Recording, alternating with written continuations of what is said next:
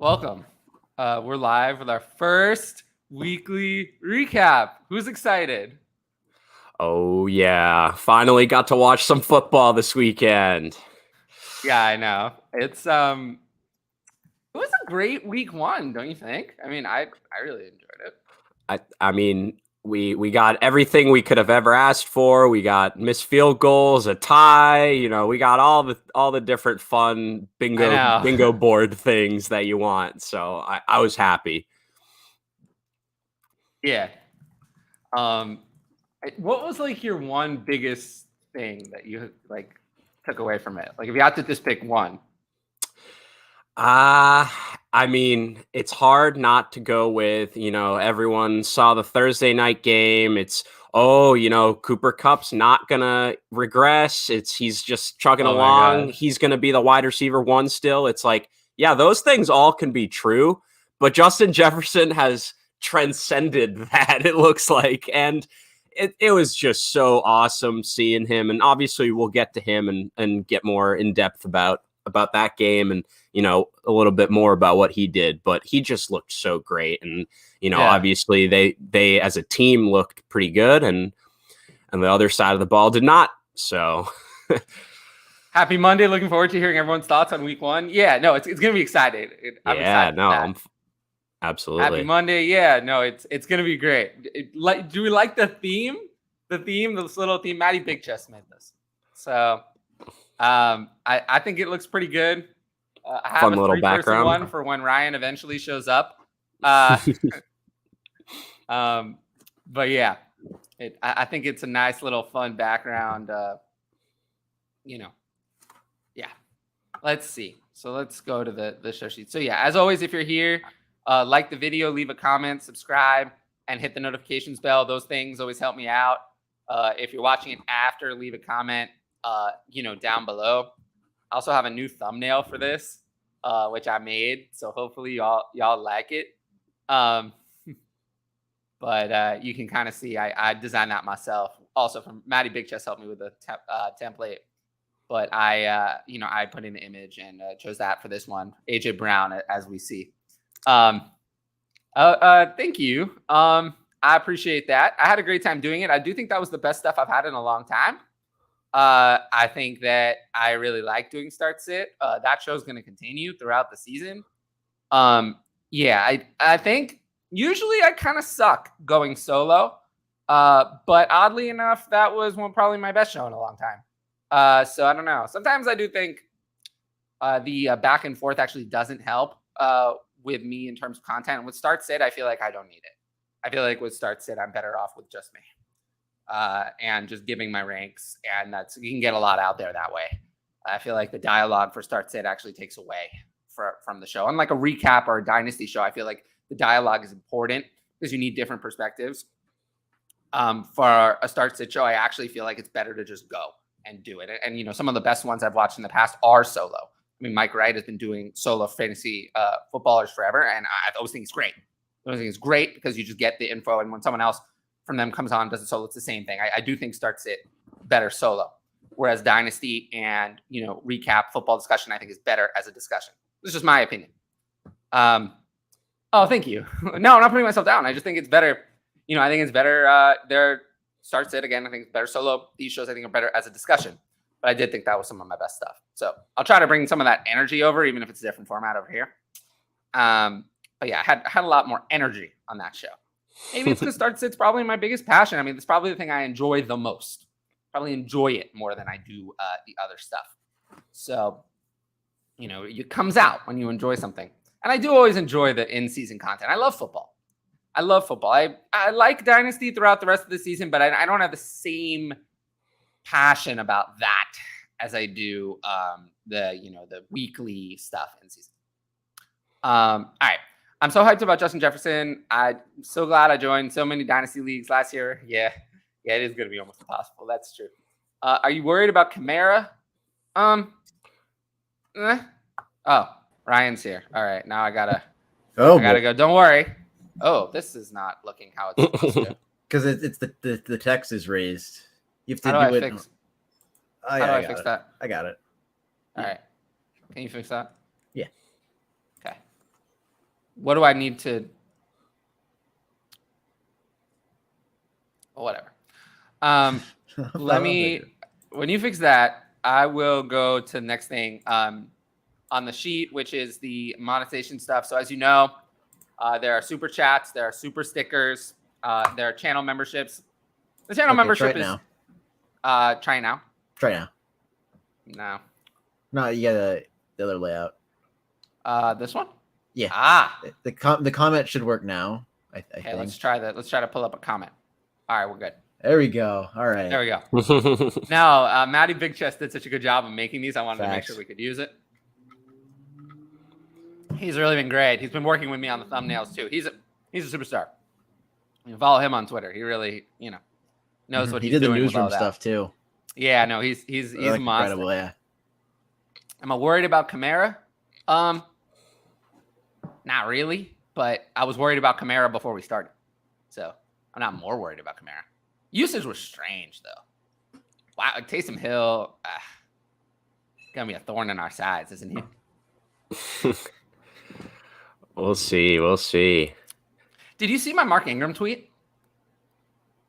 I don't think so. I was like, I tweeted a lot during the game. Someone told me, you should tweet. These tweets are overreactions. And I'm like, they're reactions. What do you want from me? What do you want? They're reactions. I'm live tweeting. What do you want? No, Mark Ingram looked like shit. Like he's looked for the last year and a half. He looked like garbage. So I don't know why they gave him so much work.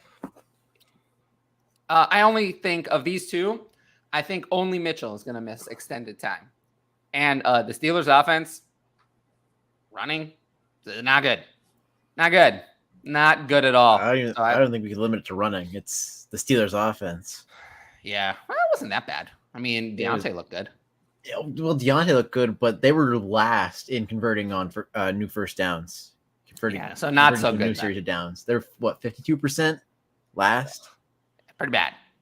Yeah, not good. Mitchell, I mean, Jeff Wilson is the backup, but I don't know what's going to happen. I mean, you would think Tyrion Davis-Price would get in there eventually, but he was a healthy scratch in week 1, so that's not good. And then Sermon all over again. Jordan Mason, he didn't play. I mean, even after he didn't get in the game, if he got in the game, I didn't see it. So I was looking for it. I didn't see it. We have football? Yeah. No, we do. Pretty good. I honestly think that was insane. I can't believe we actually did that.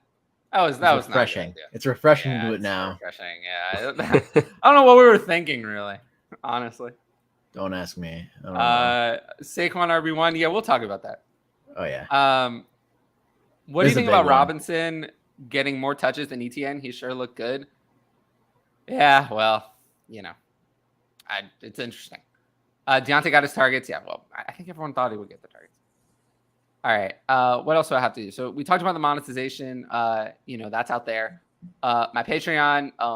If you like you want these start sit rankings that 400 to 500 people thought were worth asking me questions about. I didn't get to all the questions. I'm human, and Twitter thinks I'm a robot because I answer the questions so quickly. They don't like that. They don't like that I tweet so fast. You can always sign up for my Patreon and get those rankings. I can put the link in the chat. It's also in the video. The link is in the video as well. So, but there it is. So you can sign up for it there. But yeah, it's a pretty good value. And then, I did. What was I gonna say? Right. So I have the people from Boost. They give me a promo, so I actually read it instead of just making it up, like I've been doing in the past. All right, so many overreactions, and it's only week 1. Yeah, well, that's how people are, right? I mean, we overreact to everything. Oh, my bad. Yeah, go ahead. Go on. I was about to say, I don't think I've seen a tweet that hasn't been a victory lap or an overreaction this weekend. Yeah, that's what week 1's for. Yep, you know it. Got that one right. You know it, right? I mean, we can count on one thing. It's that. All right. Well, we'll go to this later. It's a big question. So Here's the what I wanted to say about Boost. They have called the Boost Bowl. So it's like a promotional event. So basically, the way it works is there's 32 people. I think it's 32 teams. They're battling for like merch, and then the top 5 get prizes. Again, though, I think the main thing I would recommend is people go. It's at Boost_fantasy. Follow them on Twitter. You can get more details about these kind of things. But yeah, eventually they're going to move into like other sports, and maybe get me more involved. Although I've been, as you can tell, I've been very swamped on my own stuff. Yeah, so we'll see. But I think everyone should check that out. It'll be cool. But yeah, let's move on. So from Grimley, CEH and Sanders produced, but their backfields still look very murky and like a pseudo committee. What do we think about that? I mean, I do think the backfield it's not just them being the clear cut RB1 in either of those situations, but I do think they showed that they're the clear leader of the committees in those offenses. So I think we like to see that. We obviously like to see Sanders scoring his first touchdown in 623 days or whatever it was. That was crazy. And I thought CEH looked good, and I thought I liked his usage. And I think without a clear target hog in that offense, I think there's the opportunity for him to be involved more, like he kind of was in the receiving game. Yeah, Definitely. I mean, we'll see. Was Pacheco all garbage time though? Like obviously it wasn't all garbage time, but it was most of it though. Yeah, I was watching Red Zone most of it, and that game got really uninteresting really quick. So, mm-hmm. Sanders got goal line carries. Yeah, he did actually. It was kind of rare. But yeah, you want to move into let's just go into the recap. Yeah, let's just go in I need order. a drop, but I don't have a drop. We'll work on that. Yeah. All right, go for it. In the works. But anyway, Thursday night, Bills versus Rams. Obviously, the big takeaway from that is Cam Akers not being out there for most of the game. Not good. Not good. Yeah. 3 carries for 0 yards. That's unacceptable. Did you see the video of the smash the like button? Thank you. Did you see the video of the missed block? Not even. It's not even a missed block. That was a business decision by that man. I see that guy coming in. I'm good. And he got out of the way. It was a business decision, but also a poor business decision because he was not on the field. It was a bad decision too because it obviously has circulated everywhere. It sent him to the bench, wow. I mean, he started on the bench, but then he returned to the bench.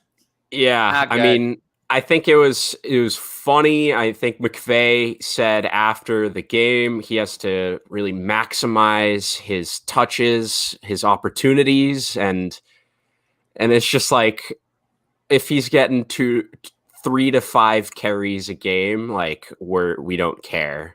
I don't care how much he maximizes those carries. If he's gonna miss a block and he's gonna not get even like 30% of this work, like it just does not look good for Cam Akers right now. Well, yeah, I mean, where would you rank him in for week 2? Oh goodness, for week two, would you play Cam Akers in week 2? No, right? You wouldn't do that. Can't. I mean, I'm pretty sure. Who are they playing? The Falcons week 2, or I mean. Yeah.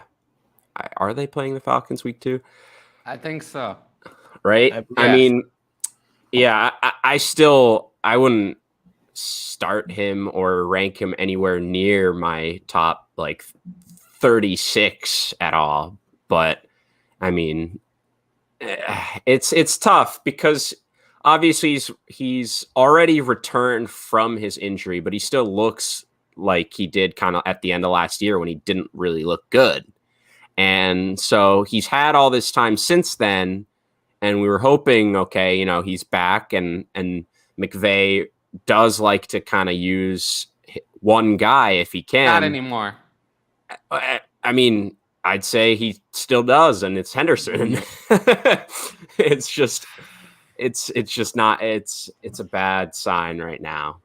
I mean, when I saw that kick returner, I forget his first name because I'm so used to Bilal Powell from the Jets, but it was Powell. Brandon Powell. When I saw him getting touches, I knew it was over for Cam Akers. He getting touches in the backfield, like. So in Dynasty, would you just be done? I mean, how done is done? You have to be done, but I don't. You have to hold, right? You're not. Yeah, I mean, you have. If you have him, you have to hold. Who would you rather have in Dynasty, Cam Akers or Darrell Henderson? Right. I mean, that's the question. That's when you know it's bad, though. You know it's bad, right? Right. It's that bad. It's that bad. We have to think about it. Is that bad? Well, I don't have to think about it. It's Cam Akers. It's Henderson. I'd rather have Cam Akers. Oh, okay. No. Darrell Henderson is terrible. That's what I'm saying. Yeah, I mean, Darrell Henderson is terrible. I've had 3 years of him being terrible, and he was bad in this game too. He was bad. He was bad in this game. Bad. And this is the last year of his contract. There's no way they're going to re-sign him. He sucks. He sucked for years. They obviously find any excuse to not give him the ball, and now they finally found someone they hate more, apparently. So Darrell Henderson is not the answer. No. Cam Akers, this happened in his rookie year too. And then there was one day where they just turned around, and then it was all Akers again. And they never went back to Henderson. So could that happen again? Sure. I just don't think there's any reality in which Darrell Henderson is their guy going forward beyond this year, where there is a reality that Cam Akers does that. Yeah, I'd rather have Cam Akers, but Cam Akers dropped significantly in my rankings. Yeah, I mean, I agree with all that. I think, for this year, I wouldn't be surprised if Henderson just remains kind of their guy. Maybe we see more than 3 carries out of Akers on a regular basis, but if that's, if he's missing these crucial key blocks and just not overall looking as explosive as he once did pre-injury, I think Henderson honestly could be the lead back here for the season. But again, he's had his own injuries as well. So, who knows if Akers will get his opportunity eventually, and if he does better than Henderson has in the past, which isn't that well. So we'll see. It's tough. That whole team was awful, though. Outside of Cooper Kupp, of course. Cooper Kupp was great, as always. Yeah, Cooper Kupp was great. Everyone else was bad. Everyone. Very, very bad. Darrell Henderson doesn't suck, just like Alexander Madison doesn't suck. Darrell Henderson is a backup. He's a backup. And he's a fine backup. But that's what he is. He's a backup. That's what he should be. A backup. So he doesn't suck, just like I said. Similar to someone like Alexander Madison. He's fine. He's fine. He can do a little bit here and there, but he really is not it. He doesn't offer any plus anywhere over just someone else. You could put Jeff Wilson. I mean, you saw it last year with Sony Michel. You put Sony Michel in for Darrell Henderson, same role, and Sony Michel was better. So what does that say about Darrell Henderson? Darrell Henderson's nothing. Nothing. You can put in anybody, and it would be the same. Jeff Wilson, you can put in that role, it would be the same thing. So, I don't. Darrell Henderson's value comes from the fact that he's on the Rams. If Darrell Henderson were on the Jets, nobody would care. Yeah, I mean, I think it has to do with the amount of opportunities he does get being on the Rams as well, too. Sure, but those opportunities on the Rams are worth something. If he were, like I said, if he were on the Jets, he would be irrelevant because he's nowhere near as good as even Michael Carter, let alone, Breece Hall. Yeah. Do we want to talk about the Rams wide receiver core, or do we just want to? I mean, do we want to talk about Allen Robinson? I feel like that Allen Robinson was open. He was open. Mm-hmm. They didn't get the ball to him. He was open. Now, there's reason he didn't. Now, he only had 2 targets. So clearly there's some point in the game plan was not give Allen Robinson. If it was in the game plan to give Allen Robinson 10, 15 targets, he would have gotten them. So you could say he was open, but the lack of targets means that he was not a centerpiece of the game plan. So what does that say? I mean, that's not good, but he didn't look that bad. So I wouldn't say I'm panicking on Allen Robinson, but I'm not happy with the targets. And I've been so out on Allen Robinson from the beginning. Yeah. I mean, I think my initial thought when I saw kind of where his ADP settled by the end of draft season, I still thought it was a little too high. And I think those worries are kind of going to be there where, everyone's kind of drafting him to be a wide receiver 2 almost, but I think he's going to be more like a flex option for you most weeks. And I mean, I do like, again, McVay quote where he said, we do have to get him more involved. We saw kind of similar things last year.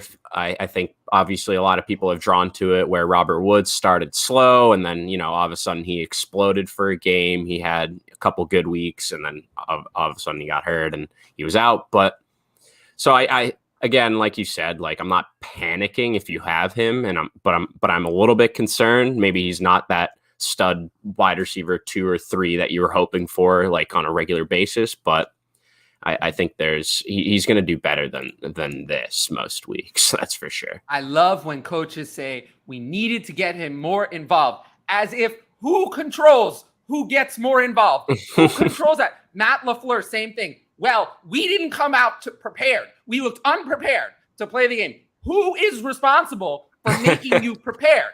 Whose fault is that? Who prepares the team to play the game? It's the head coach is responsible. He's like, well, we don't look prepared. I mean, whose fault is that? Whose fault is that Allen Robinson wasn't involved in the game plan? Whose fault is that? I mean, that's just like last night when Jerry left the stadium angry because his team didn't perform well. Well, bro, you put together the team.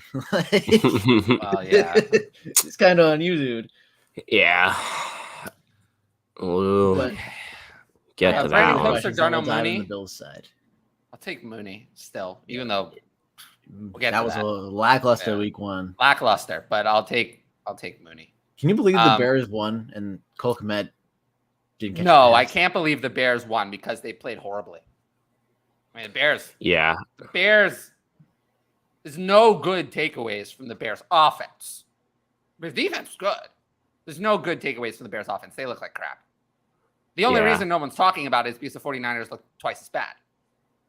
I mean, I think a lot of people are giving the weather pass too, and I think I'm downgrading my concern a little bit. We'll get to that. We'll get to that later. But we have some things to discuss there. But anyway, I think we're good on. And we're getting thoughts on specific players. We'll get to we're doing game by game, so we'll get to those. Questions. We'll get to that. So where are we? Are we done with the Rams? Yeah, I think we're done with the Rams. We're done with the Rams. Yeah. I just have to say, how fitting is it that Gabe Davis scores the first touchdown in the 2022 NFL season? So fitting, too. So fitting. Yep. Him and his 5. That was my I do a play every game day for a sportsbook affiliate I have, and that was my play, and it hit 5 minutes in, so I'm 2 for 2 so far to start out the year with my plus odd bets, so that I've shouted out. There you go. But obviously the Bills look dominant. Stephon Diggs looked incredible. Put up a perfect passer rating on Jalen Ramsey. I saw that stat. That's not good, but you know what also is not good? James Cook fumbling that football. Yeah, it's really bad. I mean, 1 carry for 2 yards fumble. I mean, I gotta tell you, I don't know if James Cook is it.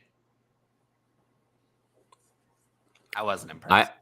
I was never as high on him as other people. I feel like that offense kind of gave it more of this lust that people we're looking for. It's like, oh, like, but what if he is the lead back in this Bills offense? Oh, like, and it's like, and I just like we've seen it before, and it's like it looks even when Singletary is getting all the work, it's not like this bell cow role. It's 12 carries and a handful of targets, and then otherwise it's just Josh Allen. Like he's their guy, like he's their goal line back, and he's a monster.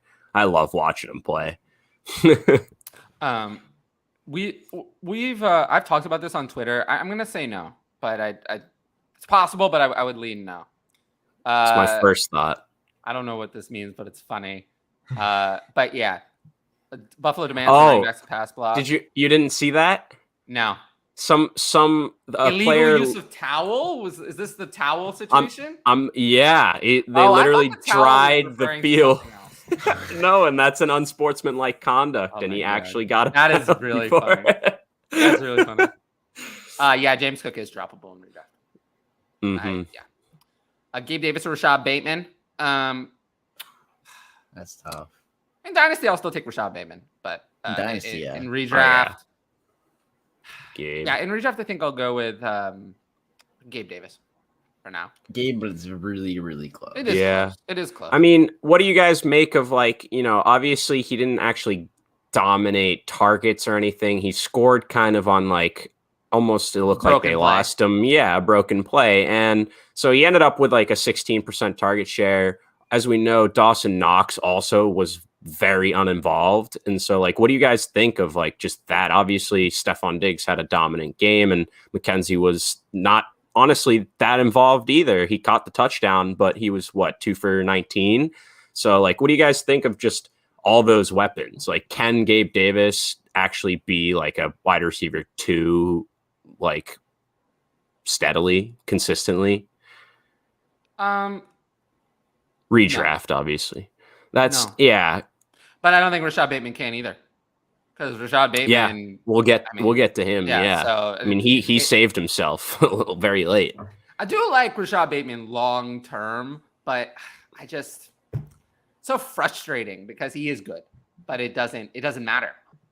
It doesn't matter. And we'll talk about a couple other players like that who are good but are going to be very frustrating. Mm-hmm. Rashad Bateman's in that category, but I still have him decently high in Dynasty because he's good and the talent will show eventually. So I don't want to give up on a player like that. But yeah, I think that's pretty much it for the Bills. Yeah, it is what it is. We all want to start Stephon Diggs. They look great. I think it was. They looked awesome. The other side looked disappointing. Oh, I guess I had one wrap up question back to the Rams. How concerned, like, season long or going forward, are we about just Stafford's elbow, like his health? Like, because obviously they did not look great offensively. And other than Cup's 19 target, like however many targets he had. And I'm willing to say this game was against the Bills. The Bills are one of the best defenses in the league. He wasn't that bad. That bad. Yeah, he threw some interceptions, but he still completed a good percentage of his passes. He was good targeting Cup. He just couldn't get it going with anyone else. He was not that bad in a horrible matchup. I told everyone to bench him this week. I'm glad I got that one right. I benched him. I had him at 17, quarterback 17. So he was off my radar completely. Against Atlanta, I'm going to rank him as a quarterback 1. If he does not deliver next week against Atlanta, then we have a problem. Then we have a big problem because he must deliver. He must deliver. Stafford must deliver next week. Because if he doesn't, then I think it's fair to say that there's a problem. But for now, no, I'm not panicking about him yet. I still have confidence in the Rams. Sean McVay is a genius, and Cooper Kupp was excellent. So they just have to get the other pieces working. And they don't need Allen Robinson to be that great. They just need Allen Robinson to not be 1 for 12. That's all. Can they get Cam Akers involved? Can they get Cam Akers going? It can't be worse, really. So, I'm going to say no on a really Stafford concern yet. I disagree. Why? That O line is going to get him destroyed. It's so bad. But not every defense is the Bills. Not every defense is the Bills, but you got to think the Bills didn't blitz at all. Like that's I the game plan to understand, beat but Stafford. the Bills have the defense to be able to not blitz and still play. Not many other defenses can do that. To give Stafford's better when you blitz him. I forgot the crazy stat line he had last year. It was like 17 touchdowns, it's like maybe 1 or 2 interceptions when he was blitzed. But when he wasn't blitzed, he was significantly worse. So, like, I know the Bills had the perfect personnel that perfectly matched. Oh, gosh, Derek Barnett tore his ACL. God, I don't know who that is. Eagles defensive end. That's an Eagles thing. Yeah. But yeah, I mean, Stafford is just, I don't know. That offensive line has me a little concerned. Not Stafford in general, but they lost a lot of pieces. They lost Whitworth. They lost Corbett. Yeah, I mean, I think exactly what Tyler kind of said is I'm not that concerned because of who they played, but that being said, next week against a team like the Falcons, if they cannot put it together, then the alarm bells will be ringing. Mm-hmm. Yeah, I agree. Terry McLaurin is going to be frustrated if they keep spreading it around. I agree with you. We'll get to that. I will say on these recaps, I understand the live chat. If you have a dynasty trade, if you have a trade, I'll answer it whenever. Generally, though, for like discussion topics, we're gonna try to stick to game by game. Otherwise, this is gonna be a 4-hour show. So we're gonna try to stick to game by game. But if you have a trade or like a transaction question, put that in at any time. But otherwise, let's try to keep the chat focused on the game we're talking about, because otherwise we'll be talking about like 4 different games at one time. We'll never be able to get to anything. But here's a good one. Actually, I like this one. Leonard Fournette or Alvin Kamara. I don't know if this is. I don't know what this is. Dynasty redraft. I mean, in Dynasty, I'll take Kamara. So in redraft, let's say it's redraft. Who would you rather have the rest of the season? Leonard Fournette or Alvin Kamara?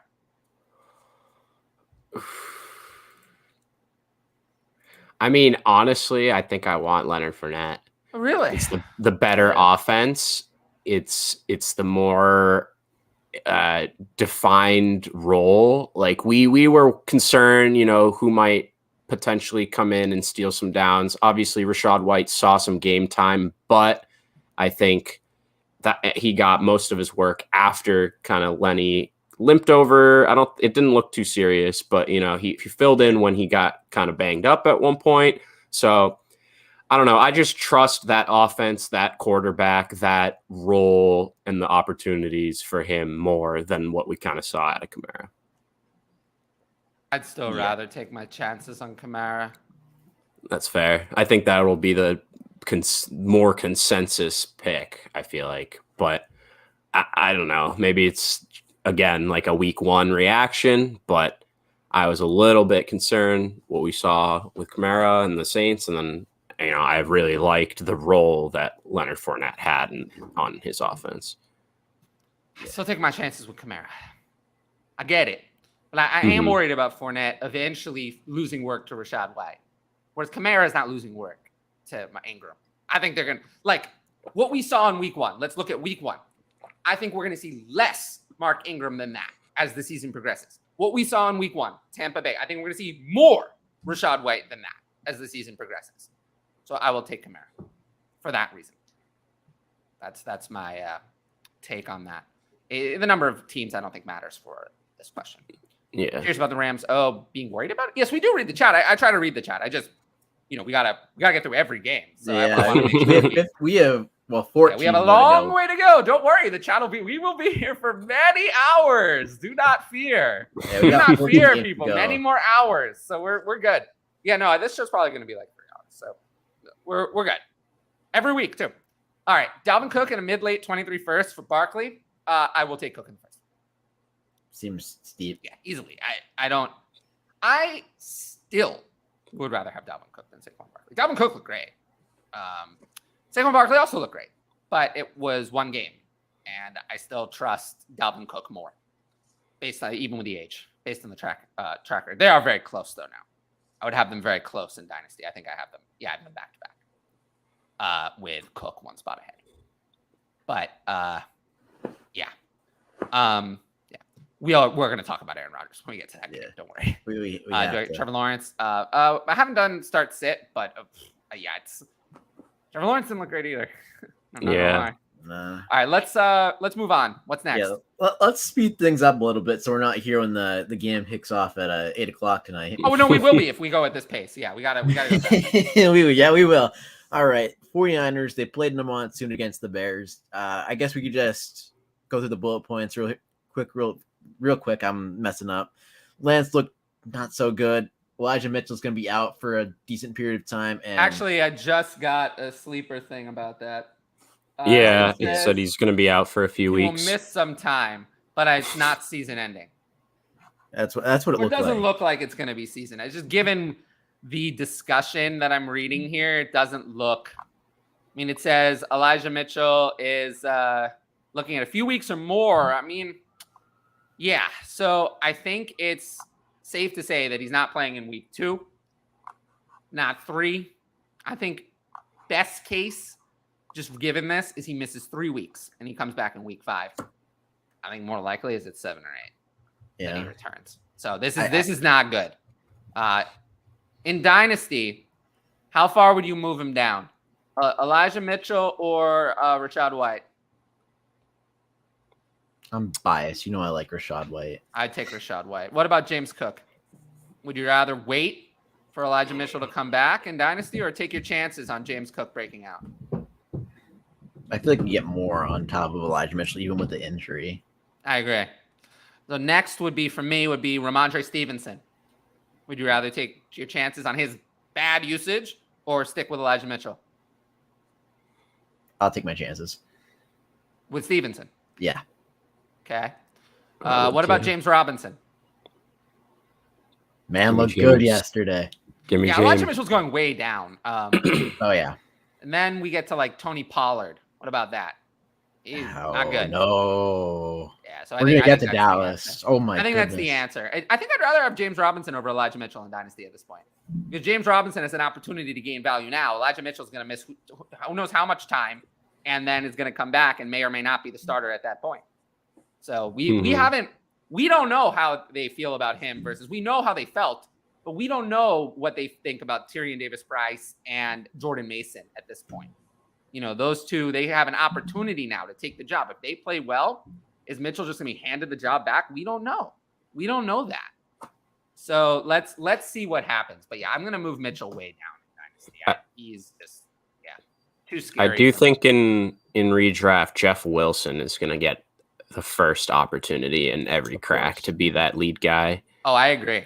I agree with you. Jeff Wilson, I think in redraft is a must add. I mean, there's no other way to slice it. I think he's the priority pickup. If you need an RB, you lost someone, Najee, obviously Eli, other guys. If you lost someone, I think he's that priority pickup at the position, honestly. So let me ask you then. Jeff, next is Seattle. How about that one? Would you delicious? Would you take your chances on Jeff Wilson next week if you had to start him? Yeah, absolutely. Yeah.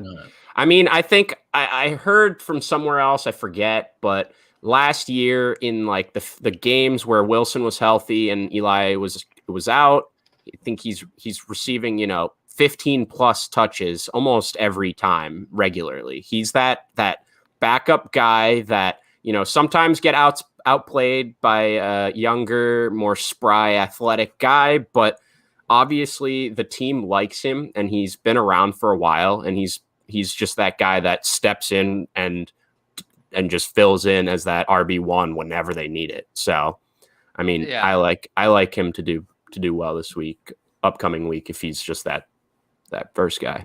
I also am thinking that Debo is going to get involved more as a rusher now without Mitchell. Who takes over Wilson? Wilson for now will be. Yeah. I do think it's interesting though. I think Jordan Mason plays on special teams. He was active for that reason. Now, they don't have a choice. They're going to have 3 active running backs. It's going to be Wilson, Davis Price, and Mason. I do think it's interesting. Who is going to play as RB2? Is it going to be Davis Price now that he's had an opportunity? Now they know they have to use him. Or is it still going to be Mason? If it's still Mason this week, Tyrion Davis Price is just done to me. Done. I don't want to hear about that. Being beat out by a UDFA who was like a nobody. That won't work. So if Tyrion Davis Price does not get on the field this week, we have a big problem. And I just won't be interested in that. That won't work for me. Kyle Shanahan Shanahan this is a critical week for Tyrion Davis Price. Yeah, I was going to say Kyle Shanahan and day 2 RBs who are week 1 inactive. Name a more iconic duo because he can't. I know. 2 years in a row now. Come on, Kyle. Patterson and Lamb for Andrews and Henderson. I don't know what. Is this Dynasty or redraft? Should I trade Darrell Henderson for Zeke and PPR? Absolutely. Take Zeke. Patterson and Lamb. Let's say this is redraft. I'd rather have Andrews. Yeah. If it's Dynasty, I'd probably still rather have it. And Dynasty is closer, but I'd probably rather have Henderson over Patterson. So I'll still take CD that season's pretty much over. Yeah, we have. We're gonna get to that. That's a big problem. Yeah, we're gonna get to that. Anything else from this 49ers game? I mean, we know the backfield. We need to still see how long Mitchell is out. You know how that's gonna play out. I mean, this is Jordan Mason should have. I told you to add him. I told people to add him last week when Davis Price was inactive. I've been telling people to add him the whole time. So I hope that people did that. What about? Anything else from that game? Yeah. Anything else on the 49ers side? I think obviously that offense didn't look that great. I mentioned earlier. That great. I didn't look that great. Okay, maybe an understatement. No, like I said, I was watching Red Zone. It looked horrible, and I don't want to hear about the rain. I don't want to hear about the rain. Did the rain? There was a defender right here. Trey Lance was doing this, staring at Juwan Jennings. 3 seconds of staring. The defender moved, looking at Trey Lance's eyes, moved over and intercepted the pass that was intended for Juwan Jennings. You cannot do that in the NFL. That might work in college. You might be able to lock onto a receiver that way and look at them for 3 seconds and then throw the ball. But in the NFL, you cannot do that. You cannot do that. That will not work. The defenders are too good. That was an abysmal play. And I don't think that that's based on the rain. That is just that's a head problem. That's a brain issue. That didn't work for me. So that needs to be cleaned up immediately because that's not going to fly in the NFL. That's no good. And there were multiple other plays that could have been intercepted. He's very lucky he only had 1 pick. He looked like crap, and there's no other way to slice it. Yes, the rain didn't help, but we're talking about mental errors here. If the rain, look, you're a professional. You're a professional football player. If the rain makes your brain not work, I'm sorry, we have an issue. We have an issue there. That I don't want to hear an excuse. Yeah, I'm excited to dive into that all 22 when it hopefully releases today. You look like crap.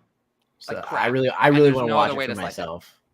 So yeah, I mean, my big takeaway was like obviously the offense looked bad, but Debo is going to be used in like still a hybrid role, so they can still get him the ball regardless of how bad the passing offense is. Like they're gonna get him the ball. That's something they're dead set on and they should be doing, but like kind of worried about the other offensive pass catching weapons in that offense. You know, obviously Kittle wasn't even there, but Ayuk wasn't really involved, wasn't really someone that they looked at. And so I'm worried about, aside from Debo, who's going to really be able to be fantasy valuable.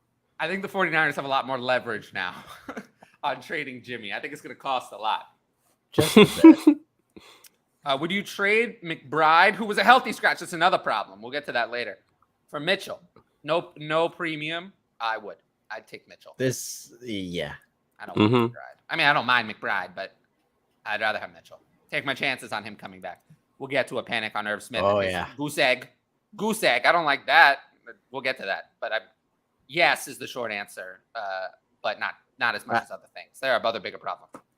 I think we covered the 49ers side. At least he was active. At least he played. Mm-hmm. Sure. All right. Yeah. About the 49ers. Flip it. Let's flip it to the I think Bears. we're done with the 49ers, but it was there are so many problems. I mean, Juwan Jennings led the team in receiving. That's no good. That's not good at all. So I mean, yeah, this terrible. whole game was a problem Terrible. for both sides, to be honest. I'll say this about Trey Lance. You got to clean it up. Otherwise, he's not going to be the quarterback there for very long, because this was unacceptable. And, I'm moving him down in my rankings. I didn't like anything I saw. Yeah. Even in the rain. I feel like the panic, there was a lot of letdown week ones, but I feel like the panic for him is probably one of the most justified from what we've seen. No, I think there's a couple other ones that are more justified, because at least he has the excuse. And I will say he looked good with his legs. He looked good. He was good. Not with his legs to prepare to throw the ball, but he had good. That he didn't do. His footwork was all wrong. But he did look good. Awareness in the pocket, evading the rush. He did look good getting out of the pocket and running. He only took 2 sacks. He looked good with his legs. He couldn't translate that into throwing as a part of that program. He's not there. But with his legs purely, both mobility and escaping, he looked good. So it's not all bad, but as a passer, it was awful.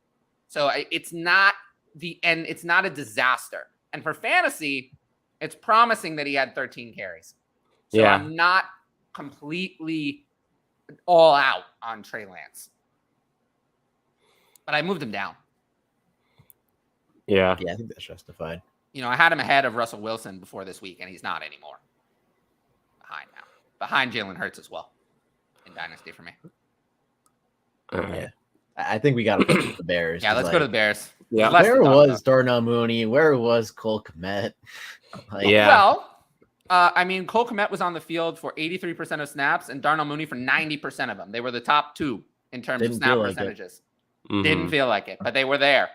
Yeah, it was that was, again, it's just ugly display from that offense, specifically the passing game. And it's ugly. Obviously, Fields had 121 yards passing, gross. And aside he was terrible from too. Yeah, aside from Montgomery, not a single player caught more than 1 pass. So, that's just, Montgomery was vomit-worthy, vomit-inducing, horrible.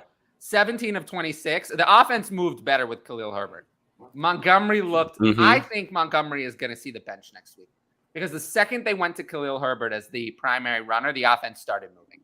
The offense moved with Khalil Herbert, didn't move with David Montgomery.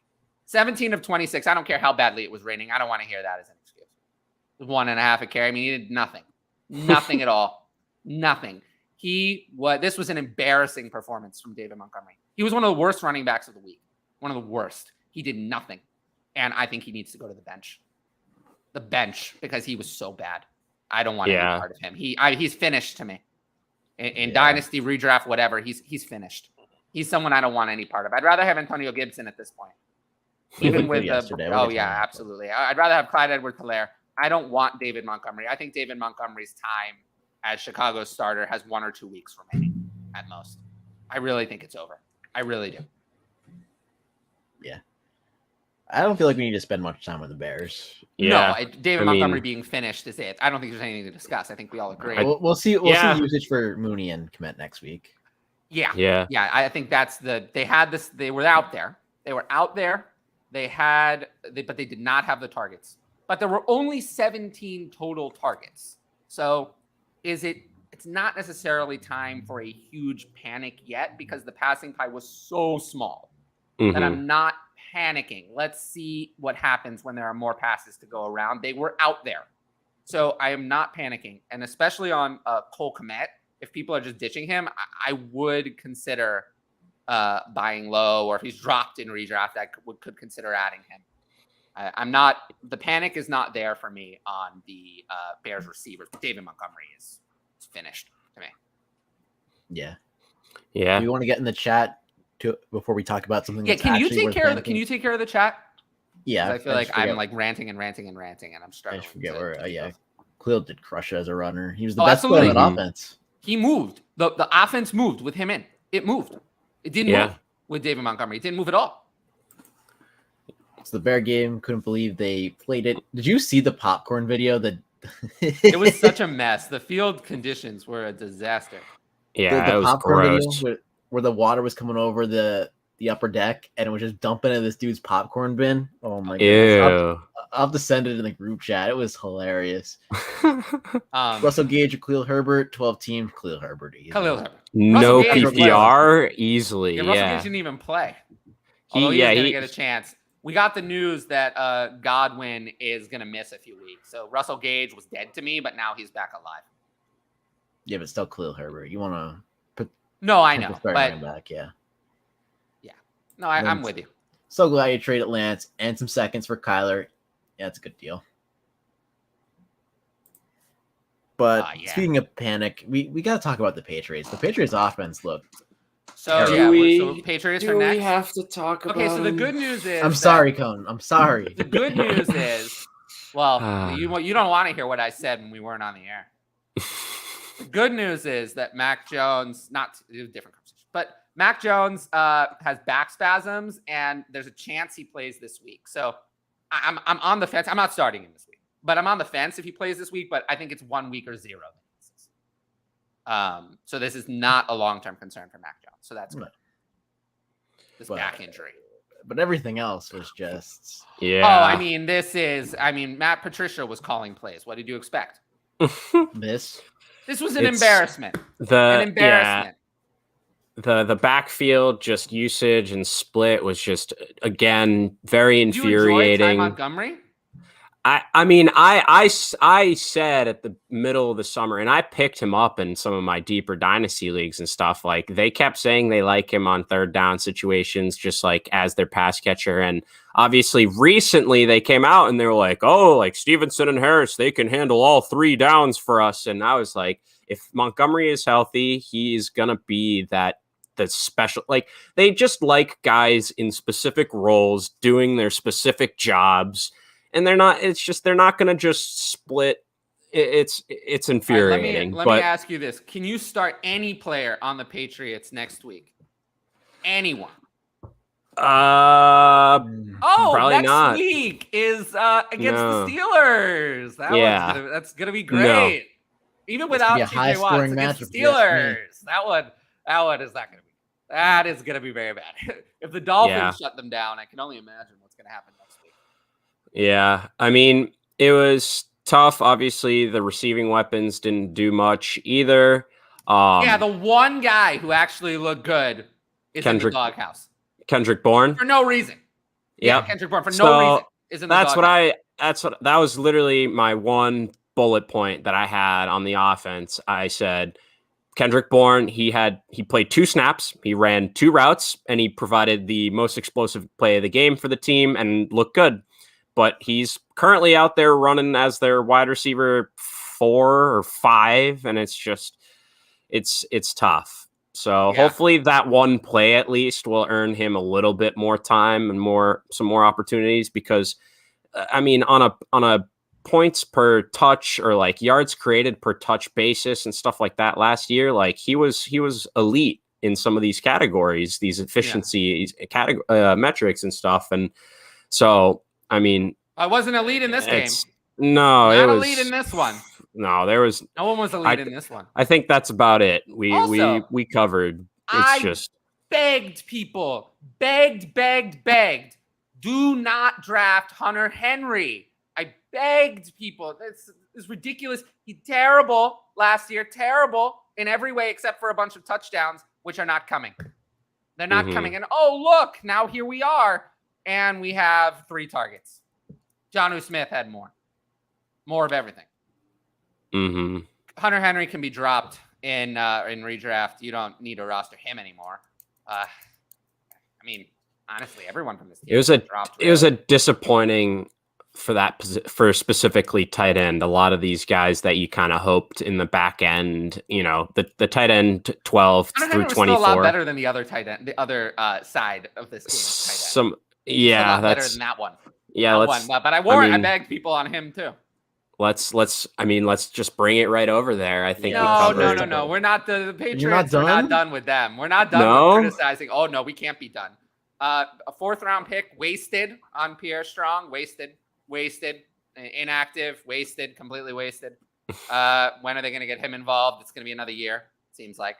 And then if you had to start one next week, are you starting Damian Harris or Ramondre Stevenson? You have to start one of them. Yeah, it's Stevenson. Just looking at. I mean, Harris played more in every way, didn't he? Yeah, I You're mean, gonna go with Stevenson anyway, though. That doesn't make sense to me. I would have to play Harris. I don't want to play either. might go Montgomery over both of them. I don't think I'm going to rank. I mean, neither of them are going to be inside my top 30 at running back. I think I agree with that. Yeah, But I'd go with Harris if I had to. He had more touches. He had more targets. That's the scary thing. Harris had more targets than Stevenson.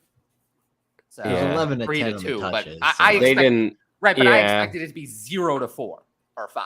0 for Harris, who didn't get any targets last 3 years, essentially. And 4 or 5 for Stevenson. That's not what happened. So if that's not going to be what happens, then I'm going to have to start Harris because I think he's more likely to score. He ran better, too, of the two guys. I'll have to start Harris next week. Oh, very badly. We're going to get to this. Very bad. Yeah, for as long as Dak is out, they're just a trash can. Short answer, yikes. I think this is a redraft. Yeah. I'd actually say, I mean, you can drop Pollard. You can drop Pollard because if this is the case, you have no use for Pollard. Like we can't wait for Dak to come back. So I can drop Pollard. Yeah. Yikes. I think it's more likely that Herbert Brutal. becomes the Bears starter than that Pollard becomes the Cowboys starter. Put it that way. And the Bears offense is better than the Cowboys now. As sad as that is. New England is Gross. tanking. They're not tanking. They're trying to win. They're just not doing it very well. What's Jimmy G worth now in Superflex? Just hang on to him and see what happens. Yeah. I think that's the question. How do we feel about Dawson Knox? We talked about the Bills, not good. I mean, but it was one game. They were up early. There weren't, there will be games with more passing volume and 31 attempts in the Bills offense. So I'm not panicking on Dawson Knox yet. Bateman and Hurts for Kupp and Phillips in Superflex. I'll take Bateman and Hurts. Bateman and Hurts, yeah. Yeah, You see you have Dak. I see that. Yeah, I there. was gonna say you need Kyler and Hurts if you're losing You can't Dak. afford this, yeah. Yeah, you I'd can't rather have Mills Hurts over Kupp there. and Bateman over Phillips by a lot. So yeah, Mhm. easy one on that one. Are we done criticizing the Patriots? I think I'm done. We're done. Yeah, Done we're criticizing them. Yeah, Mac Jones is falling in my dynasty ranks as well. yeah. It was overall as the resident, Putrid. Patriots Putrid. guy. They were the worst it team of was the day. gross. They were the worst. Them, the Jets, and the Packers were the three just putrid performances of the day where there's just nothing good. Nothing good. I can give the 49ers and the Bears a little bit of and Dallas, of course. Dallas, I was gonna 49ers say. and the Bears a little bit of a Dallas, yeah. pass because of the weather, but the Patriots have no excuse. Terrible. Yeah, And Bill Belichick, I think, is getting exposed. I think the league has passed him by. I think that Bill Belichick is done. I think that he's not what he was. He was one of the best at everything, and now he is not that anymore. Because I haven't seen greatness from him in years. That's just my opinion. So anyway, let's Yeah, let's move get on to the to Dolphins. the Dolphins. Yeah, which Mike are Gesicki getting less negative. yeah. Well, you said less well, negative. we're but you starting brought with up the Mike- negative though. Yeah, We're well, starting Mike with Gesicki. Yeah, Mike Gesicki is irrelevant. We're just gonna wait. Did you know he he had less snaps and less targets than Durham Smythe? I mean, didn't I say that was? I didn't I say that's what was going to happen though? Yeah, no, I'm not saying you were. I'm saying, yeah, we were right to just absolutely bury and just hate the ADP on him. When you guys were like, there was a point. Did either of you maybe rank early. this week? No, not this specific week. I ranked Gesicki for the week at tight end 22. Too high. Yeah, well, it was too high, but I did rank him at 22. I don't think he's gonna. I honestly don't think he's gonna make the cut next week for my rankings. What do you rank? 24? This week I ranked 23, but there's no specific cut. I just rank Gotcha. however many I think is necessary. I don't think he will make the cut of players ranked. I don't think he'll deserve to be ranked. Yeah. I'm sad out here. I have so many Mike Gesicki shares from this offseason when I thought he was getting a new team. Yeah, well, sorry about that. Yeah, I hate to see it, but Worthless now. yeah. Yeah. I mean, Till next there's year, hopefully. what this game proved is that kind of a lot of what we've been saying, a lot of what we kind of guessed and expected is that went exactly like Yeah, Hill and Waddle are going to dominate all the targets and all the looks, basically. For the rest of the guys, there's just scraps. Chase Edmonds does seem to have, a solid role in both the rush and receiving game. Really? Sorry, 12 for 25, and he looked like garbage. He looked like garbage on the ground, which he's done his whole career. Garbage as a runner. It's garbage. He's looked terrible his whole career. He's fine as a pass catcher, but that's all Chase Edmonds is. Chase Edmonds is not that. It's more similar to Naeem Hines than anything else. That's what Chase Edmonds is. Chase Edmonds is not a starting running back. He shouldn't be.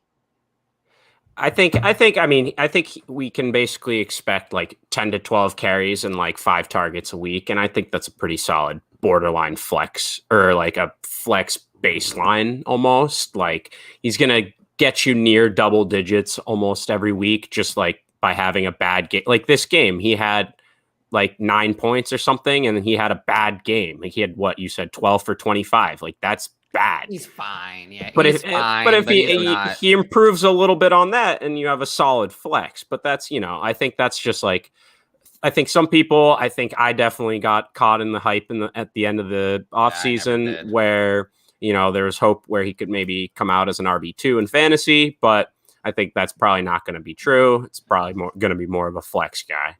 Yeah, he's not an RB2. We start Patterson over Jacobs next week. I think you have to. Against the Rams, who are the Raiders playing? I don't think it matters. Yeah, Jacobs that's probably true. This week. Good time to send some Lamb offers. Ooh, I don't know about that one. It's funny. Now he got the target share, but didn't record the counting stats, and everyone is. Oh man, I got DJ Moore in a first from this offseason. What do you do? Okay with it. So he had 11 targets, caught 2 of them for 29 yards. Wow. Yeah, I mean, did you guys watch that whole game though? No, I didn't watch any of it. Most of it. I didn't even realize. So when you just said that, I didn't even realize that Lamb had 11 targets. But I guess I guess a lot of them they must have counted as targets. But oh my goodness, half of them were from Cooper Rush, and they were 7 feet over his head. Like it was bad. Like some of the, there were definitely some plays where he should have made. I'm not going to say like, oh, he looks worse in the box score. Like I do think just like, but again, Dak got hurt. Is there a light at the end of the tunnel here? Like if Dak didn't get hurt, I would be saying buy low. Yeah, that's what I'm saying. Like, but now we're looking at we obviously want them to bring someone else in as as an option at quarterback, but the team has proved that they're like, we're good with Cooper Rush and Ben DiNucci and like Will Greer as our quarterback. Like they've done that to us. So I'm not that convinced that they're going to bring anyone over, even though there's a couple good options. Let's see what happens. All right, yeah, let's get back. Trade for Jalen Waddle, yeah, absolutely. But I mean, he had a good game on the fantasy side with that touchdown. He didn't score that touchdown. I think it would be easier to trade for him, but he did. So yeah, I do think he only had 5 targets. I think that's going to go up moving forward. Do I think the Tyreek Waddle target disparity continues, or that'll trend more toward 50-50? I do think it'll trend more toward 50-50, but for now. And like moving forward in the weekly rankings, I'm going to have Tyreek Hill higher, like I had in week 1. I had Tyreek Hill at 13 and Waddle at 19 in week 1. In a matchup I didn't like, in a matchup I do like, I could easily have Tyreek as a mid 1 and Waddle as a high end 2. So yeah, but I do think it'll start to trend that way. Yeah, I guess he's someone you hold at this point and just you're already looking toward next offseason. Like Gerald Everett has revived his value to some degree just by signing the Chargers, and then he scored this week. So yeah, we talked about that. A good afternoon, guys. What a weekend! Yeah, it was a great week 1. I loved it. I'm starting to think I should just like redo all of my or find some other way to do content during the offseason because like I don't know. I feel like I only really when was the last time you saw me this excited for anything compared to yesterday and today?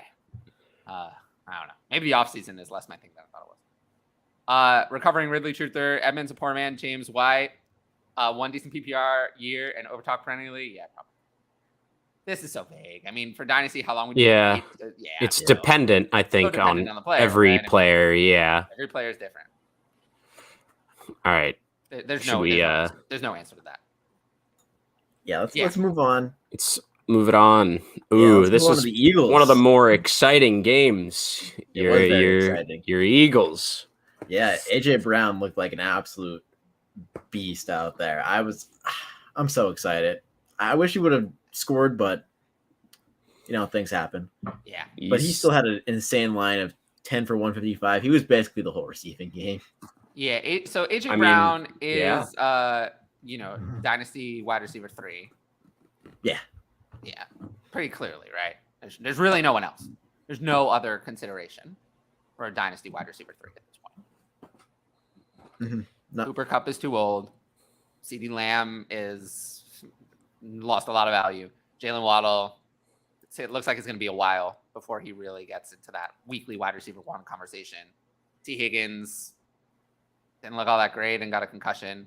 Debo didn't do much, and there really is no one else. So, yeah. AJ Brown is it's Chase and Jefferson are 1 and 2 in their own tier by way ahead of everyone else. Then AJ Brown to me feels like in his own tier at 3 because no one else is close to him. And then, the other guys are kind of in a tier after that. That's kind of how I see it. Yeah. I think CD kind of played himself out of that tier I feel like most people would have had CD kind of in that same tier with CD at 3 AJ. Before we kicked off. That's what I'm saying. Yeah. And he kind of just played himself out of there. Yeah. I don't know how. We'll see what happens, but I don't know. Yeah. But he looks awesome though. I mean, he's just a beast, and it doesn't matter if this team isn't like a crazy high volume passing offense. If he's just getting every target in that offense, he looked great, and he always does. Anytime he's on the field, he's breaking tackles. Listen to me. A lot of people didn't listen to me. I was big with you here. I think we were all big on him here. Yeah, but I was very right about this one because Devonta Smith gave us a big fat 0, which is exactly what I said would happen. That in this kind of offense, elite players like AJ Brown still succeed, and good players like Devonta Smith do not. And here we are. 10 for 155 on 13 targets and a big fat 0 for Devonta Smith. Exactly what I said would happen. Literally almost exact. Now what? What do you do with Devonta Smith? Give up? No. I mean, Jay's never going to succeed in this situation. Never. I said it the whole time. Never. He has 0 chance. Either AJ Brown has to get hurt, or Devonta Smith has to go to another team, or they have to have a different quarterback. He's not succeeding. He's not going to be a top 30 wide receiver in this situation. Period. The end. It's not possible. I said it the whole time. I think he'll do better. I mean, it can't be worse. He had 0, so It's going to be better. But he First said he's going to look his way in the post game, not the post game presser, but walking up the field. He said, "You'll get yours." This is going to be another Hollywood Brown. This is going to be another Hollywood Brown, someone who toils on this team for a little while and then demands a trade because he's never going to succeed here.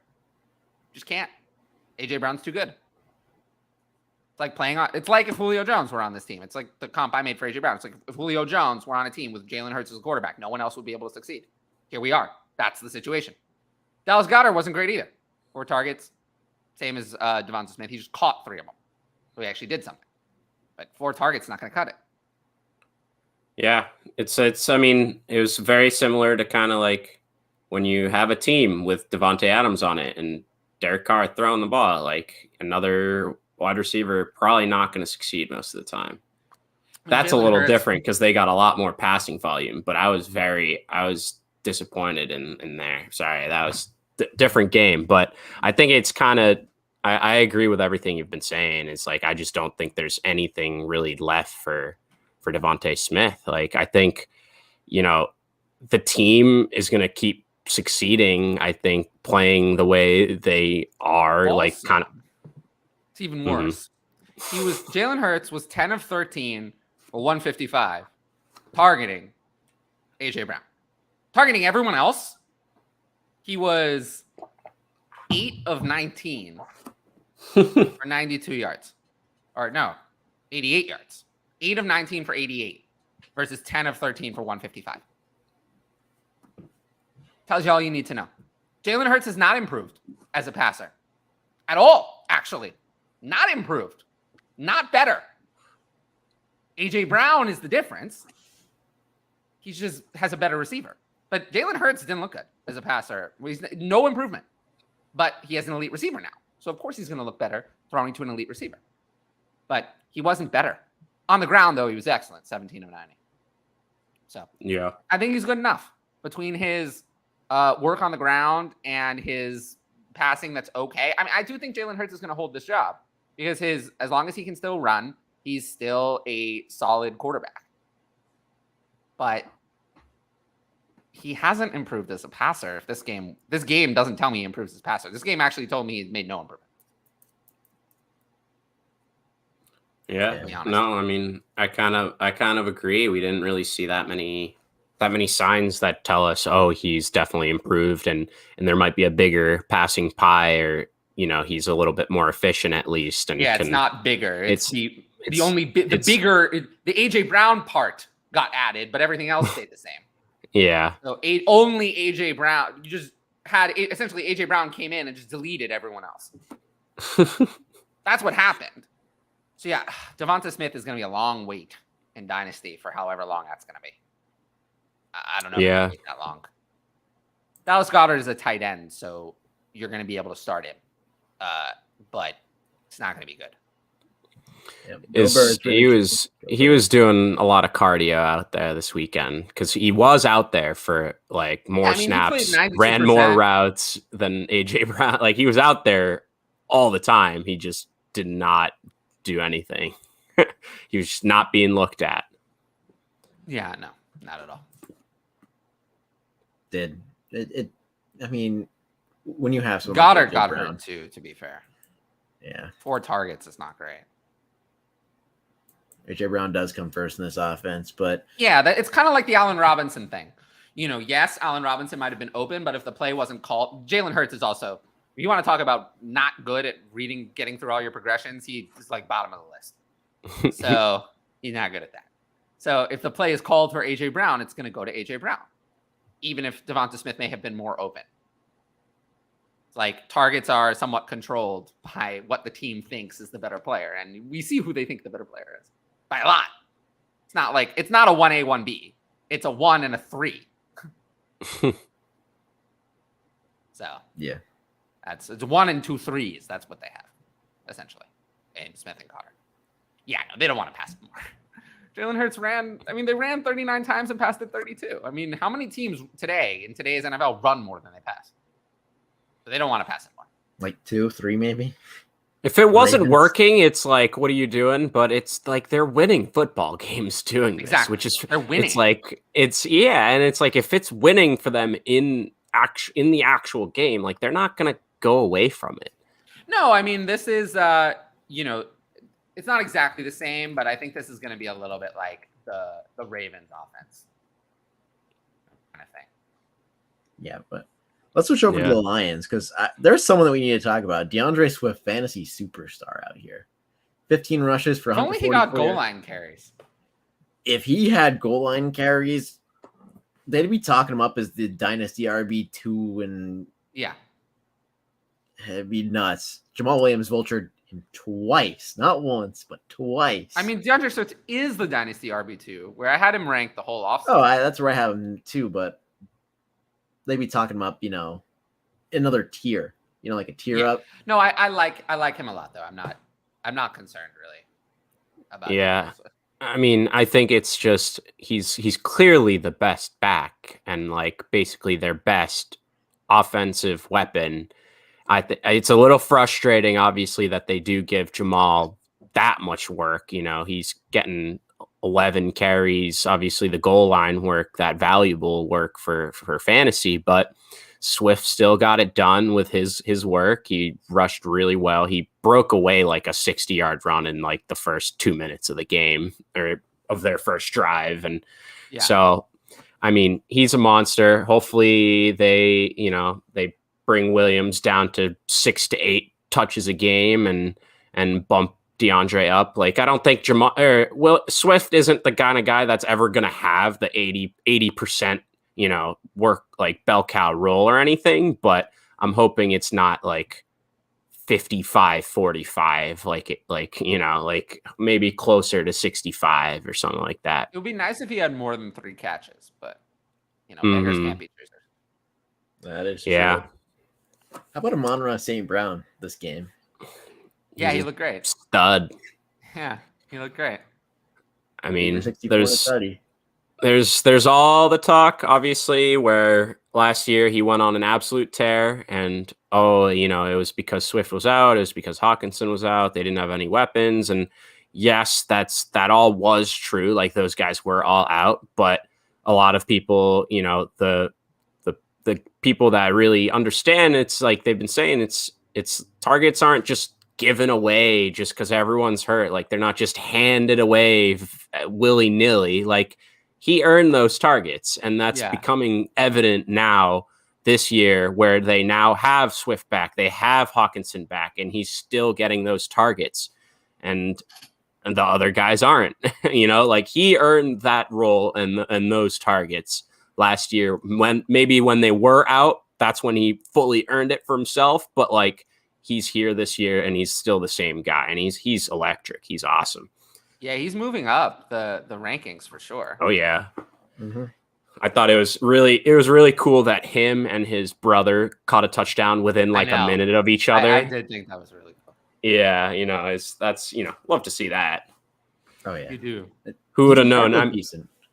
Yeah. Go ahead.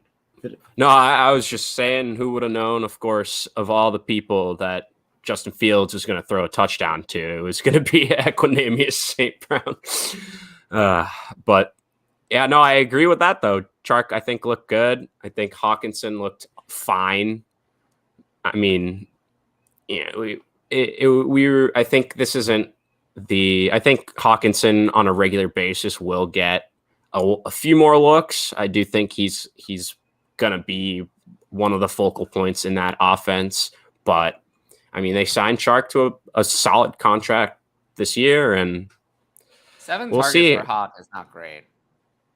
Yeah. It's not. I mean, Goddard had 4 in the same game. It's fine, right? Yeah, like it's fine. Yeah. Exactly. It's not like cause for immediate panic, It's not but cause I'm not jumping for joy either. No, so definitely not. But yeah, I mean, I think overall it's just, I thought this was a fun game, obviously, to keep up with and watch, and can you imagine it was explosive. This Lions offense with Jameson Williams back and a real quarterback? Could you imagine that? I think you got all of the country cheering for them after the recent Hard Knocks. So I know. I would love to see them do better. And again, it's coming down to the wire every time. Like, that's what I think I love, and I think that we love about the team. They're almost scrappy. They bring it. Yeah. They keep it close. They were out of it at one point, and then they claw back, and before you know it, they obviously lost, but it was a 3-point game, right? I think. Yeah. It's just like, and that's awesome, and that was really displayed in the Hard Knocks too. If you guys watched, I'm sure you caught some of it, but yeah.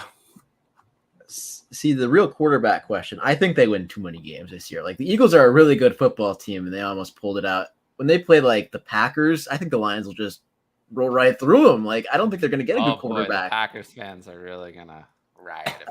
It's going to be hard. I think the Lions are a better football team than most people think. Like, they're not going to win the division, but they're going to win a couple of games. Oh my God. I agree with that. The Packers fans are going to kill you. That's fine. I mean, when Devontae Adams has more receiving yards than their whole receiving core, just go for it. So we've gotten through 4 games. Yeah, we need to 15. Yeah. We're slow. Yeah. Next, we got the Bengals, who look absolutely horrid in the first half. T. Higgins concussion, and then of course Jamar Chase is Jamar Chase. I don't think I need to elaborate. He is. Yeah. I mean, so obviously, it's not expected to be like a long-term injury for T. Higgins. It's just a concussion. He has a chance to play this week, I think, right? And certainly won't be out for more than a few weeks on a normal concussion timeline. But this is exactly why I rostered Boyd in almost all my leagues, and I know Tyler wasn't a huge fan, but I just think it's just one of the he's like the rare handcuff option. Handcuff a running back. Yeah, but like I don't handcuff any of my own players. I just think it's like I'd rather just handcuff any running back, not necessarily mine.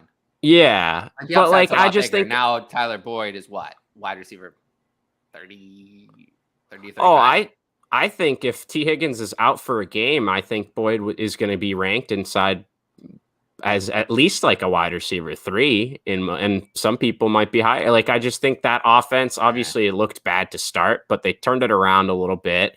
And there's certainly room for 2 guys at least. Like I think obviously Jamar Chase had a crazy game, but Tyler Boyd ended up catching a touchdown, I think, and he's going to be involved if he's the second guy up. And so that's just, I think he's a guy you can throw in as your wide receiver 3 or flex anytime that either of these guys miss a game, and they definitely have some ups, or he definitely has a little bit more upside than that. So we'll see what happens, obviously.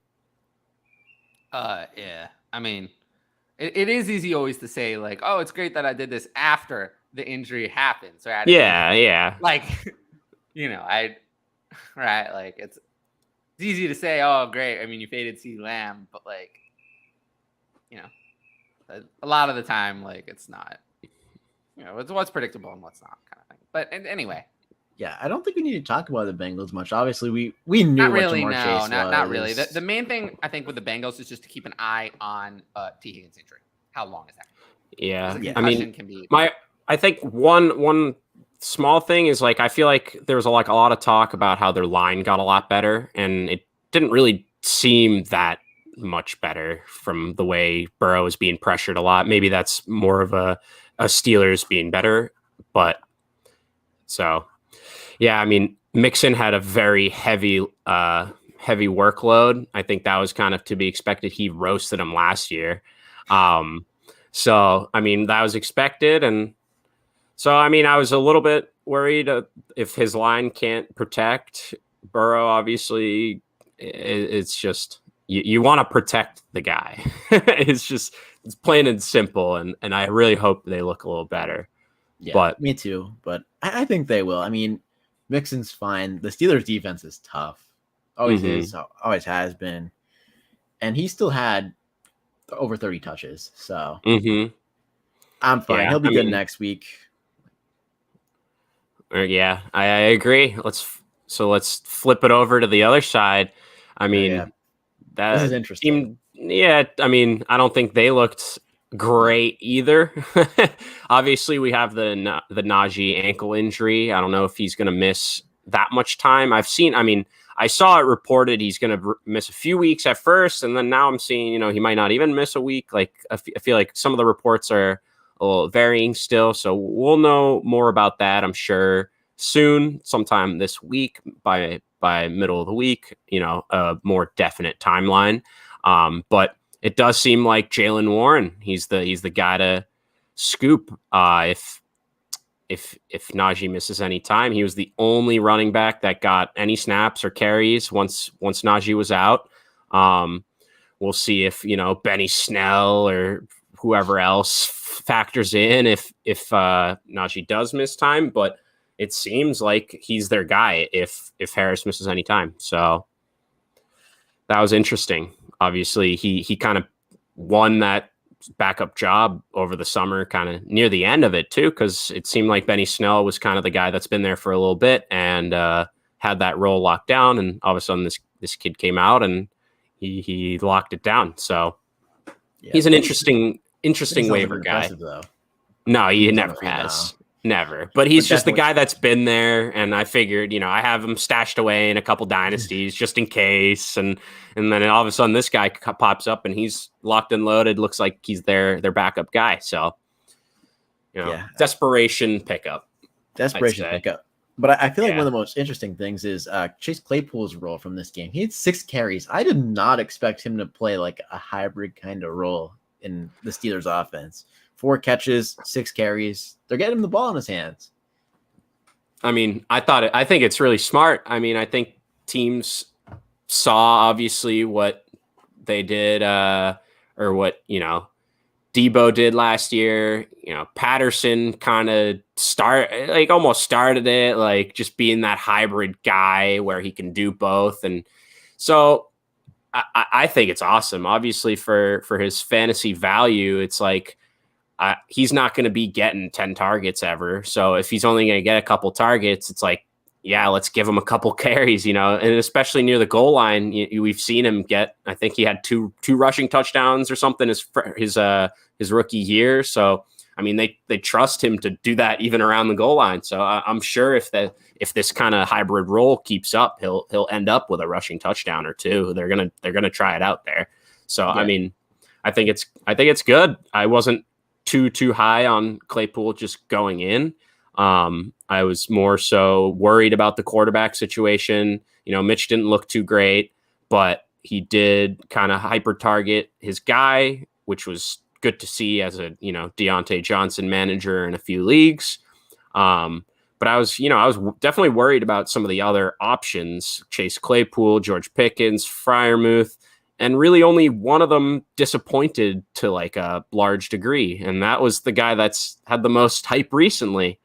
So what'd you think? I mean, he was on the field a lot. What was it, 91% of the time? Sounds right.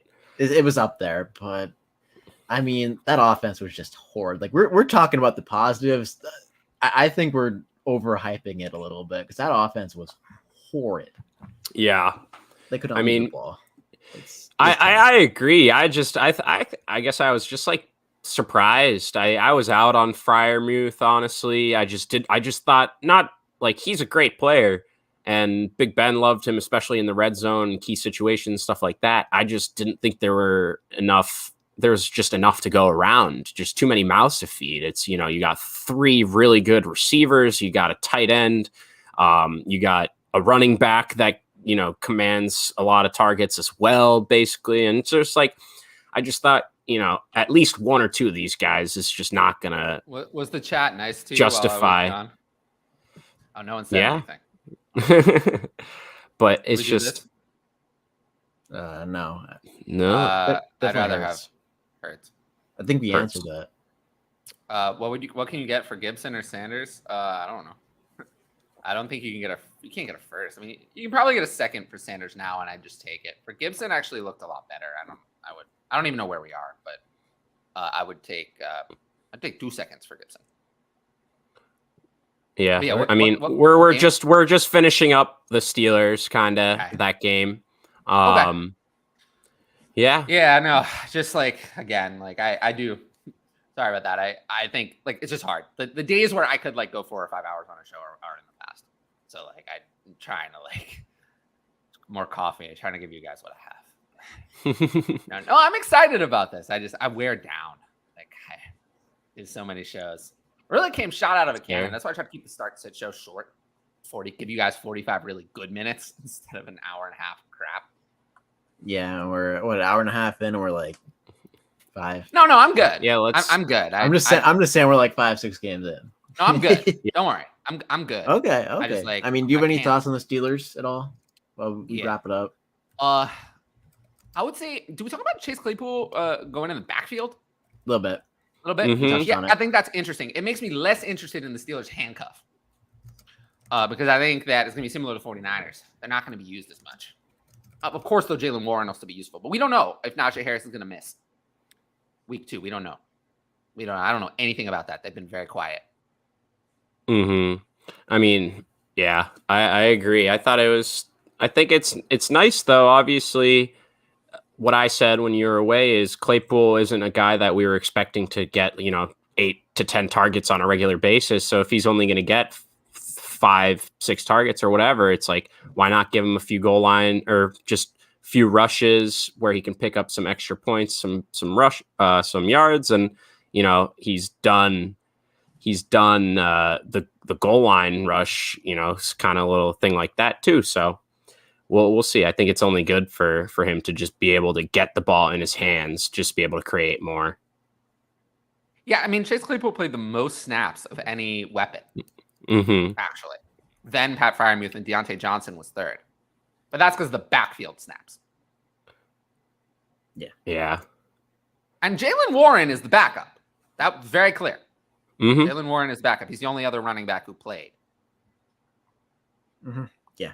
So, but he's rostered in every Dynasty league at this point. But he should be rostered maybe in redraft leagues now too. But yeah, I think we should move on and go. Yeah. Kind of go quick through this game. The Browns Panthers. It wasn't. Yeah. I mean, I mean, the running backs for the Browns look good. Kareem Hunt and Nick Chubb had a good game, but that's it. Like.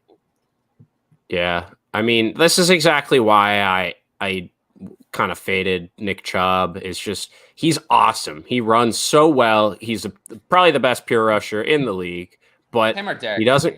Yeah, but he doesn't get the receiving work, and he's just getting vultured the goal line work too. It's like it's one thing if he can at least just finish these drives off and rush these touchdowns in, but they put Kareem in. I think he caught one and ran one in, and so it's just it's tough to see. Because I love watching him play, love watching him run and break tackles, get by guys, but he just doesn't have the fantasy friendly role in the opportunities.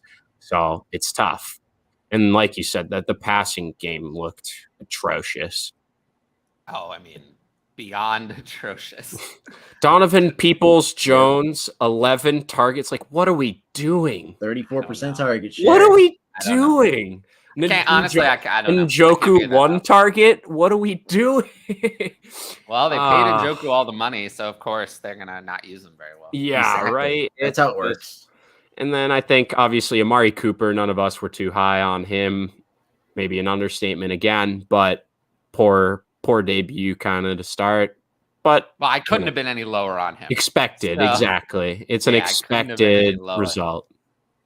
But I mean, I think the big, more intriguing and interesting talk from this game, I think, would probably be on the other side of the ball, where CMC he wasn't that stud. He wasn't the absolute RB1 workhorse fantasy breaker, and it feels really weird to say this, but he got saved by a touchdown. I know. I know. I don't think you've ever spoken those. By a touchdown. You've never said that. Overall weeks without a touchdown. The only one that regularly can score 30 without a touchdown. He needed a touchdown to save his fantasy score. That's awful to say, but that's where we were. And will the people admit that I was right? I said that it was perfectly reasonable to say that a healthy Jonathan Taylor could outscore a healthy Christian McCaffrey. I thought that was very reasonable. That McCaffrey had played many years. Who knows if he was going to have the same usage? Jonathan Taylor could improve more in his third year. He had room for improvement. That seemed perfectly reasonable to me. I was told that I was insane or delusional. I don't seem so delusional now, right? It doesn't seem so delusional now. It seems very reasonable. That's one of the dumbest things I heard all offseason. I just never got it. People acted like if it was a lock. It was just a lock that healthy CMC would be 2019 CMC. I didn't think so. I thought 2018 CMC was more in the range of what I was expecting, which is still good, but not the 2019 version. I thought Jonathan Taylor could easily overtake that. And, well, now here we are. CMC was a lot worse than I ever imagined, and I am very concerned. I'm not hitting a panic button yet, but I mean, in Dynasty, I never had any CMC because I've been out for years. So I was out. I sold him after his 2019 season. Any CMC I would have had. I never drafted any of the last 2 years, so there's no CMC for me to have. But I would sell again. I don't want to. Yeah, I mean, I think one of the only good things is it's not because they were lightening his workload and taking him out all the time or something like that. Like he did play obviously almost every snap, like the other two. Yeah, it's like the other two mixed in for 10 which is snaps low for him, total actually. or something. 81% Exactly. is low for CMC. And so it's not, but it's not, we weren't seeing something like he's getting 60 and the other two guys are splitting the other 40 or something. Like we're not going to see that. So I think there are better days ahead, but I do think it's a little bit concerning where, game work is not good. We can't just lock in exactly. Like he's not just going to be 1,000-yard receiver out of the backfield. Like, I don't think that's just also a lock. Like we just expected. I don't know if I put this on the show sheet or not. Terrace Marshall didn't have any receiving statistics. He didn't even play. He was active. He didn't play a single snap, and Shi Smith played 77% of them. You can drop Terrace Marshall. Did you see Ian's tweet about the LSU receivers? No. Yes. Yes. It was like Jamar Chase, Justin Jefferson, and Terrace Marshall combined for how many receptions? 313 yards. 2 touchdowns. Those LSU receivers were crazy. Yeah, I got a good laugh out of that. That was fun. In all seriousness, I actually think you can just send Terrace Marshall packing. And Robbie Anderson now in Dynasty, I think we have to. I don't want to say that he has value, but he's not quite as dead as I maybe claimed. Yeah, it's very definitely that he did that. He did. Yeah, you really don't like to see that he ran more routes and he played he played the same exact amount of snaps. I think he ran the same amount of routes, but he had more targets than DJ Moore. Like, that's just tough. They both played every single snap, though. Both 100%. 100%. Yeah. So Robbie Anderson is their wide receiver 2, 0 questions. Now, they traded for Laviska Shenault. Given that they didn't even play Terrace Marshall, Laviska Shenault was a healthy scratch in this one. I guess he wasn't ready. I would say I'd rather have Laviska Shenault over Terrace Marshall because Terrace Marshall is just finished. Laviska Shenault, I'm interested if they get him involved, but there's no room. I mean, we're having trouble supporting DJ Moore and Christian McCaffrey, let alone Laviska Shenault. But I do think that this usage tells me that they're going to put Laviska Shenault where Shi Smith was and that Terrace Marshall is just finished completely. Yeah. That's what I'm reading into this. But if I had to choose, I'd actually, even in Dynasty, I'd rather have Robbie Anderson, then Laviska Shenault, then Terrace Marshall. But Terrace Marshall is barely even rosterable at this point. Seconds ago, traded Kareem Hunt and Jameson Williams for Tyreek Hill. I'm going to assume this is Dynasty. It's the Tyreek Hill either way, even if it is Dynasty. But it's Tyreek Hill either way. We are not talking about Eckler yet, BJ. We're gonna get there. We're gonna get there, but we're slowly making our way there. And biggest waiver wire buys. I mean, that is we're not even gonna get to all the players. I would say if you're looking for waiver wire from me, probably gonna come up more on AskDLF than this show. This show's a little earlier in the process. AskDLF is Tuesday at 9 p.m., so it'll still be before your waivers run, and that'll actually be the best time because I'll have all the information. I'll have all the information to give you the best waiver decision and still in time for waivers to run. So you'll probably hear more waiver wire on AskDLF. On this show, you'll probably hear more about what happened in the games, more dynasty-like movers than a waiver wire discussion. And movers in general, because it's a little early for waiver wire. A lot happens between now and Tuesday, like at 11 p.m. when waivers are really starting to run. Jeff Wilson, top candidate so far. But yeah, Jeff Wilson is a good one. I agree. 28.5 points with Javonte and Denver. Good luck. Yeah, I'm wishing you good luck. I think you could pull it out. I mean, I'm not saying he can't. I'm just wishing him good luck either way. If Geno doesn't show up tonight, I think he could easily secure the win. It's yearly, I'd much rather have Hill over Hunt. Oh my goodness. Yeah. I mean, should I be worried about Kamara? We talked about this earlier, and I'm going to say no. All right. Let's anything else going. with the Panthers? I think no, right? I think we're good. And this moves us. Last thing is backup running backs droppable. Not worth rostering either one. This moves us into the Texans, and you know what we got to start with? Rex Burkhead over Dameon Pierce. I had a lot of debate about Dameon Pierce and start-sit this week. I settled with him at running back 25. Obviously, it was still too high. Anyone who played him was burned. But I didn't expect It's this, tough. obviously, with the hype train. Yeah. I mean, it's one thing if Rex got all the receiving usage out of the backfield and you know, Damian at least had most of the rushing work, but it just didn't that's not what happened. That's not what happened. Yeah, it didn't come together that way. Yeah, so it's not, I mean, if Pierce isn't startable, I'm not going to start Rex. It's looking like we're just back to square one where Brandon Cooks is the only guy that you can really start in this offense. How about OJ Howard? Would you start him? No, I know he caught those joke. 2 touchdowns, right? But yeah, he's, I put him on the free block everywhere. let's I'm not, consider me intrigued if his role actually grows, because you know, obviously, exactly, he ran 6 routes, he played 12 snaps, he had 2 really targets, and he got touchdown. What's up? What's really concerning actually is Brevin Jordan. Pharaoh Brown played ahead of him, and had more production, I guess, but Brevin Jordan did nothing. So Brevin Jordan, I think I've lost interest. Nico Collins also was disappointing. Those 2 guys were like the second year kind of sleeper guys on the team, and they kind of didn't do anything. It's basically all Cooks, and then somehow OJ Howard sneaking in there for 2 touchdowns. I do really think that Brevin Jordan is just not it, though. Yeah.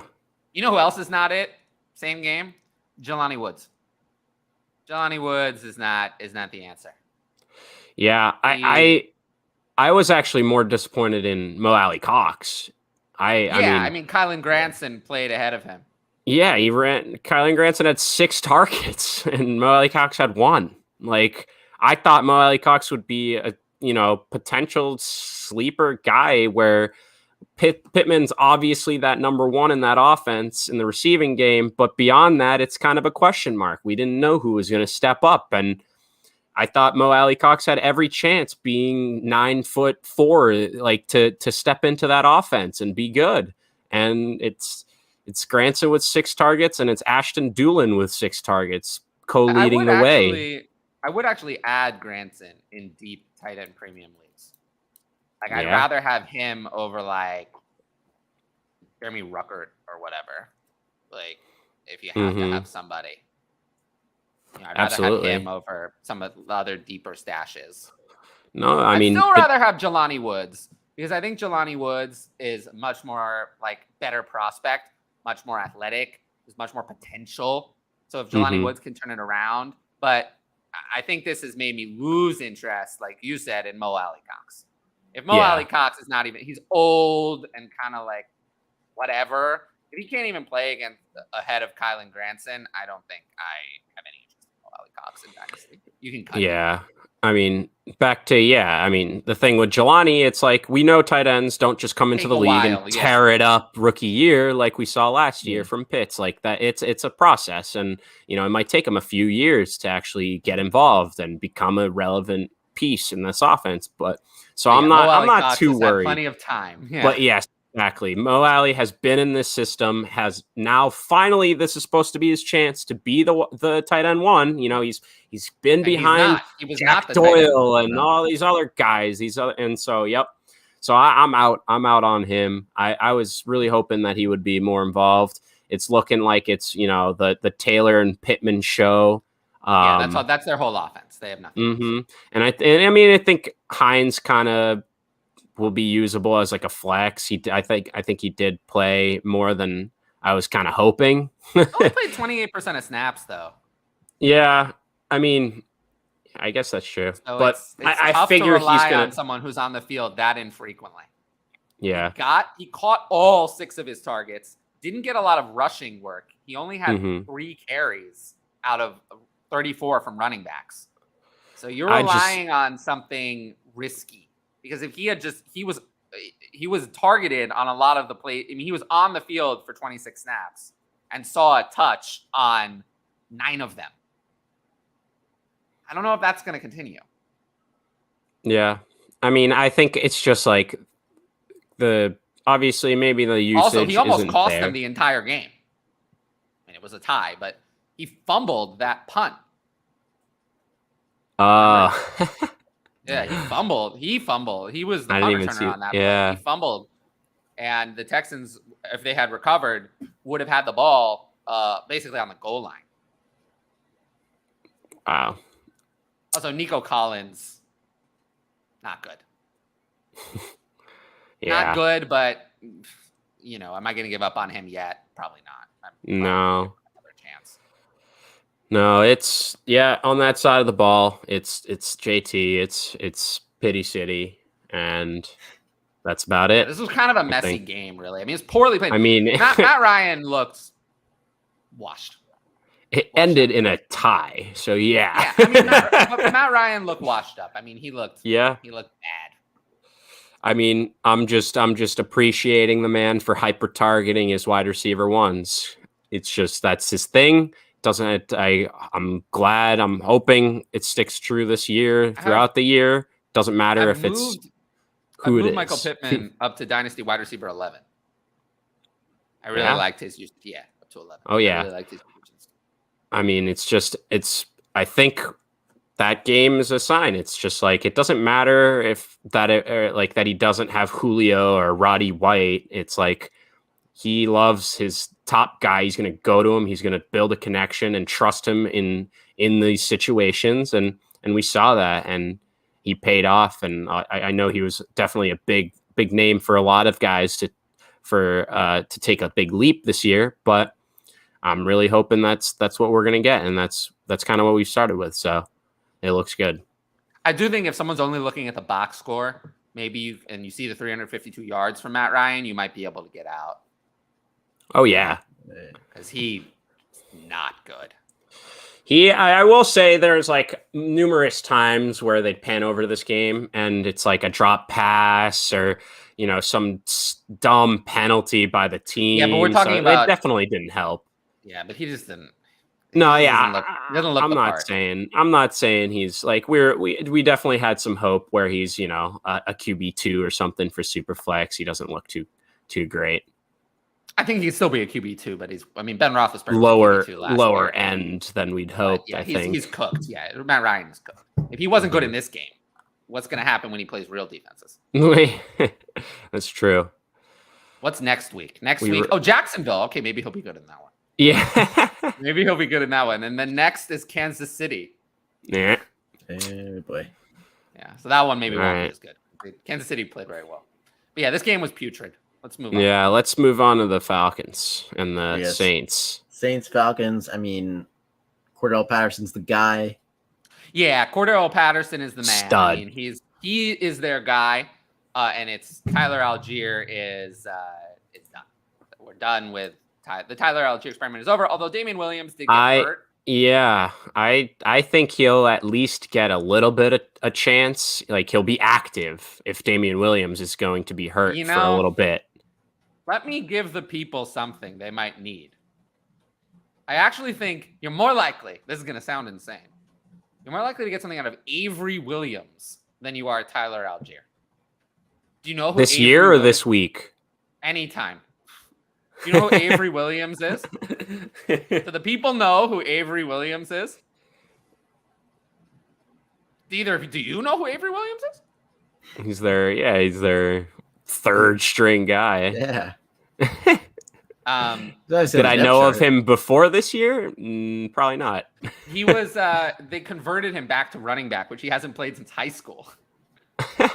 But he had 2 carries, so I don't know. It's whatever. But I think that he's ahead of Tyler Algier on the depth chart. Tyler Algier. I mean, he'll probably be active this week, but I do think that Cordell Patterson is their workhorse.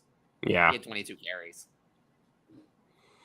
And Mariota, I feel like played better than most people expected. I think a lot of people were down on that offense. Obviously, it's not like the most massive downgrade going from Matt Ryan to Marcus Mariota, but I think a lot of people kind of saw it that way. And it didn't look as bad as, I think many kind of expected. And it looked really bad.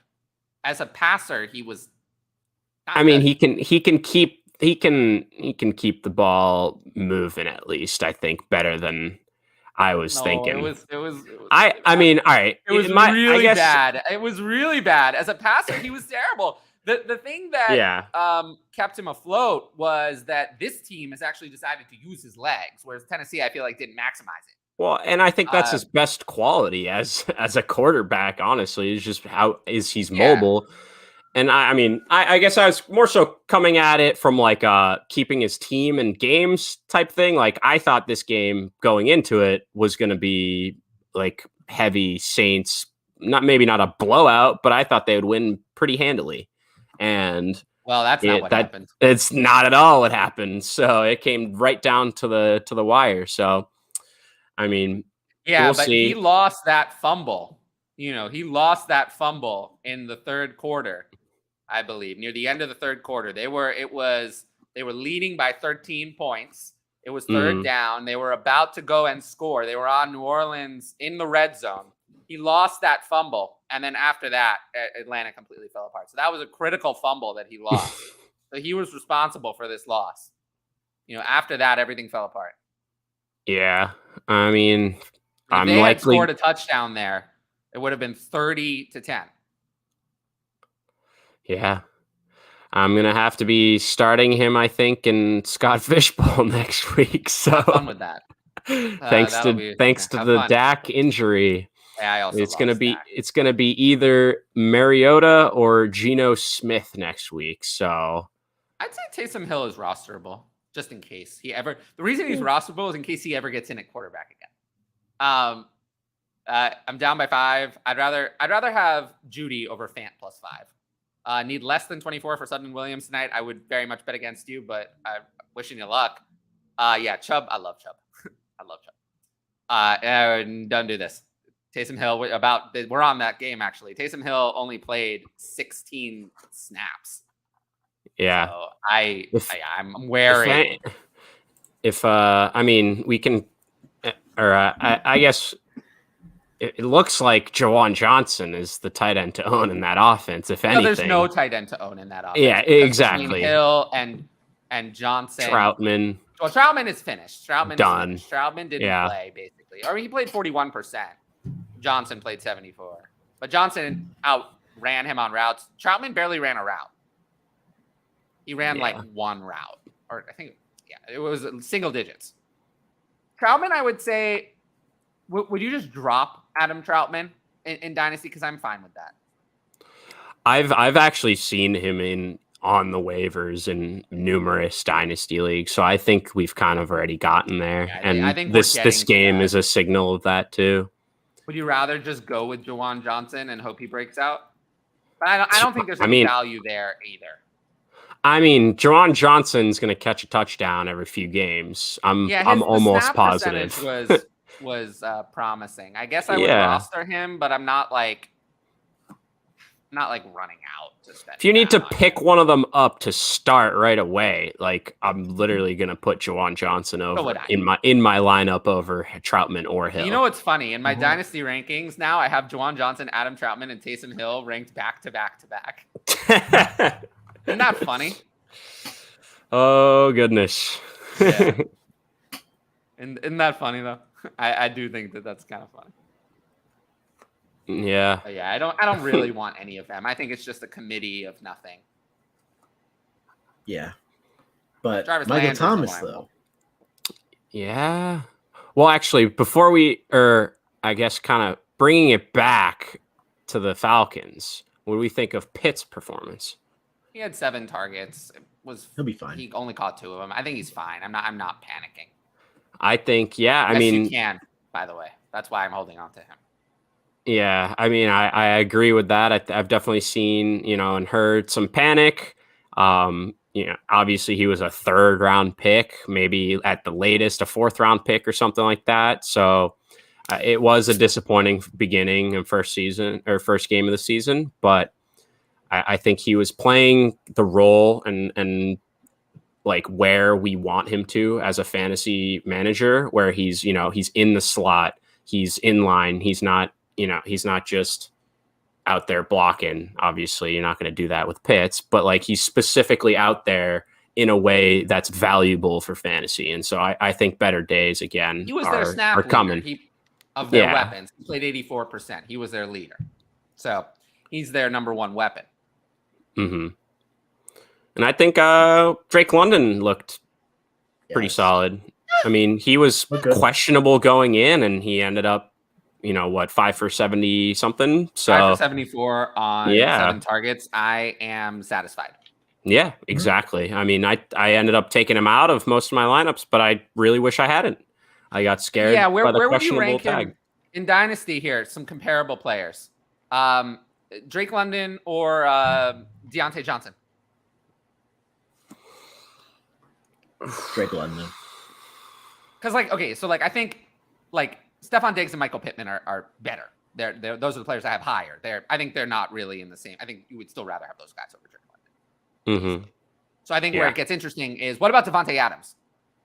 He had a great week, but it's 29. He's gonna have a great year. He's gonna have a great year, but would you take Devontae Adams or Drake London? I'm taking Devontae. I think it's the kind of thing where if I have Devontae Adams and I'm a losing team and it's that or nothing, I take that over nothing. I trade Devontae Adams away for Drake London if it's that or nothing. But Devontae Adams should be worth more. Yeah. That's what I feel like that's Deontay what Johnson thinking. is kind of similar, actually. If it's that or nothing, and I'm rebuilding and I need to do it, I'll take it. Drake London is 5 years younger than Deontay Johnson. And I do feel like by next year, Drake London, if I'm rebuilding and this year is finished, I think going into next year, I would rather have Drake London over Deontay Johnson in Dynasty. So I would take it if it was that or nothing. Tyreek Hill, I actually feel like is the same thing. If it's that or nothing, I would take it. What about DJ Moore? I feel like I'd just rather have Drake London at this point. Yeah. DJ Moore, period, in any situation. I think we basically know what DJ Moore is at this point. He's not gonna put up all of a sudden a 1,600-yard season or a 12 touchdown season. It's just not happening. We know what he is, and we don't know what Drake is, and he's a bigger player that. There. Give me the mystery box. Yeah. So Drake London, I think that Drake London is close to being a dynasty wide receiver 1. Then. Definitely is. And he doesn't even have a quarterback yet. And once he gets maybe Bryce Young or CJ Stroud next year, insert the rocket ship emojis. What is this? It's a trade. Oh, well, thanks for the super chat. Mills, Melvin, Gordon, Tyler Lockett, Olave versus Adam Devontae. I would assume that's Devontae. Edwards-Helaire, Benjamin, 12-team Superflex. This feels like that's not enough for Devontae Adams. Yeah, take Devontae Adams. I mean, unless that's somehow Adam Thielen? Yeah. If it's Adam Thielen, then it's the other side. Yeah, for sure. Thoughts on Kamara or DJ Moore? We talked about Kamara a lot. And DJ Moore we just talked about. Start 13. I don't think that changes my answer. Judy or Sutton, long-term straight up. I'll take long-term. They're playing tonight. They're playing tonight. Yeah. We'll see what happens. Ask us that next week, or ask Tyler tomorrow and ask TLF. Yeah. Yeah. We'll know. I guess age-wise, it's Judy. Yeah. You say Judy, but who knows what happens tonight? That might kind of skew that. Anything else from this Saints and Falcons game? No, let's keep it rolling. I mean, Jarvis Landry is worth a mention, though. Oh, yeah. Jarvis Landry, for now, is there. Although the snap share was similar between Landry and Olave. So it's going to be interesting to see when Michael Thomas goes to a full complement of snaps, who loses playing time. Is it going to be Landry or Olave? But for now, if I were next week, I would rank Landry ahead of Olave. I actually ranked Landry ahead of Olave this week and got it right. That was my thinking. Is for maybe in the next few weeks, Landry might still play ahead of him, but as we get into the midseason later on in the season, my hope is that Olave is out there way more. Yeah, that would be my hope as well. And it would be Winston did not concerning. look bad. Yeah, would it be concerning if Olave isn't beating out Jarvis by week 6? No. No. I wouldn't say so. He already played enough. He true. played 74% of the snaps, so I'm not really concerned. Got that 2-point conversion, I think, too. Yeah, I mean, I also think they're moving toward more 11 personnel than they've had in the past. Mm-hmm. Well, I mean, that's what happens when you actually have 3 receivers that are pretty good at football, and you're not just throwing out Marquez and Hardy and whoever else every week. It's just All right. Next game. Keep it moving. Next game is the Ravens and the Jets. I feel like this is gonna be a quick one too. This is gonna be quick. Yeah. Which side do you want to start with? Ravens. Let's start with the winning side. Let's start with the Ravens. Let's start with Devin Duvernay. Yeah. Devin Duvernay. I mean, he played only half the snaps and caught 2 touchdowns. So if anyone thinks that Devin Duvernay is a thing, you can just sell it because he's not a thing. I'm not interested. I'm not interested in Devin Duvernay. I mean, I'm going to move him up my rankings, but I'm moving him up from irrelevant to irrelevant. Yeah. I mean, I think kind of going along the lines, Bateman kind of was disappointing for 99% of the game. And then all of a sudden he caught that, obviously the long touchdown. But I mean, I don't, like you said, if anyone thinks Duvernay is like their number one option or something now because of this game, it's like, go capitalize on that. Go for it. Yeah. And I'm not too worried about Bateman. So, I mean, they didn't have to do all that much. It's not a game they had to like. I mean, they were able to win running Kenyon Drake and Mike Davis. Like, it's just like that is.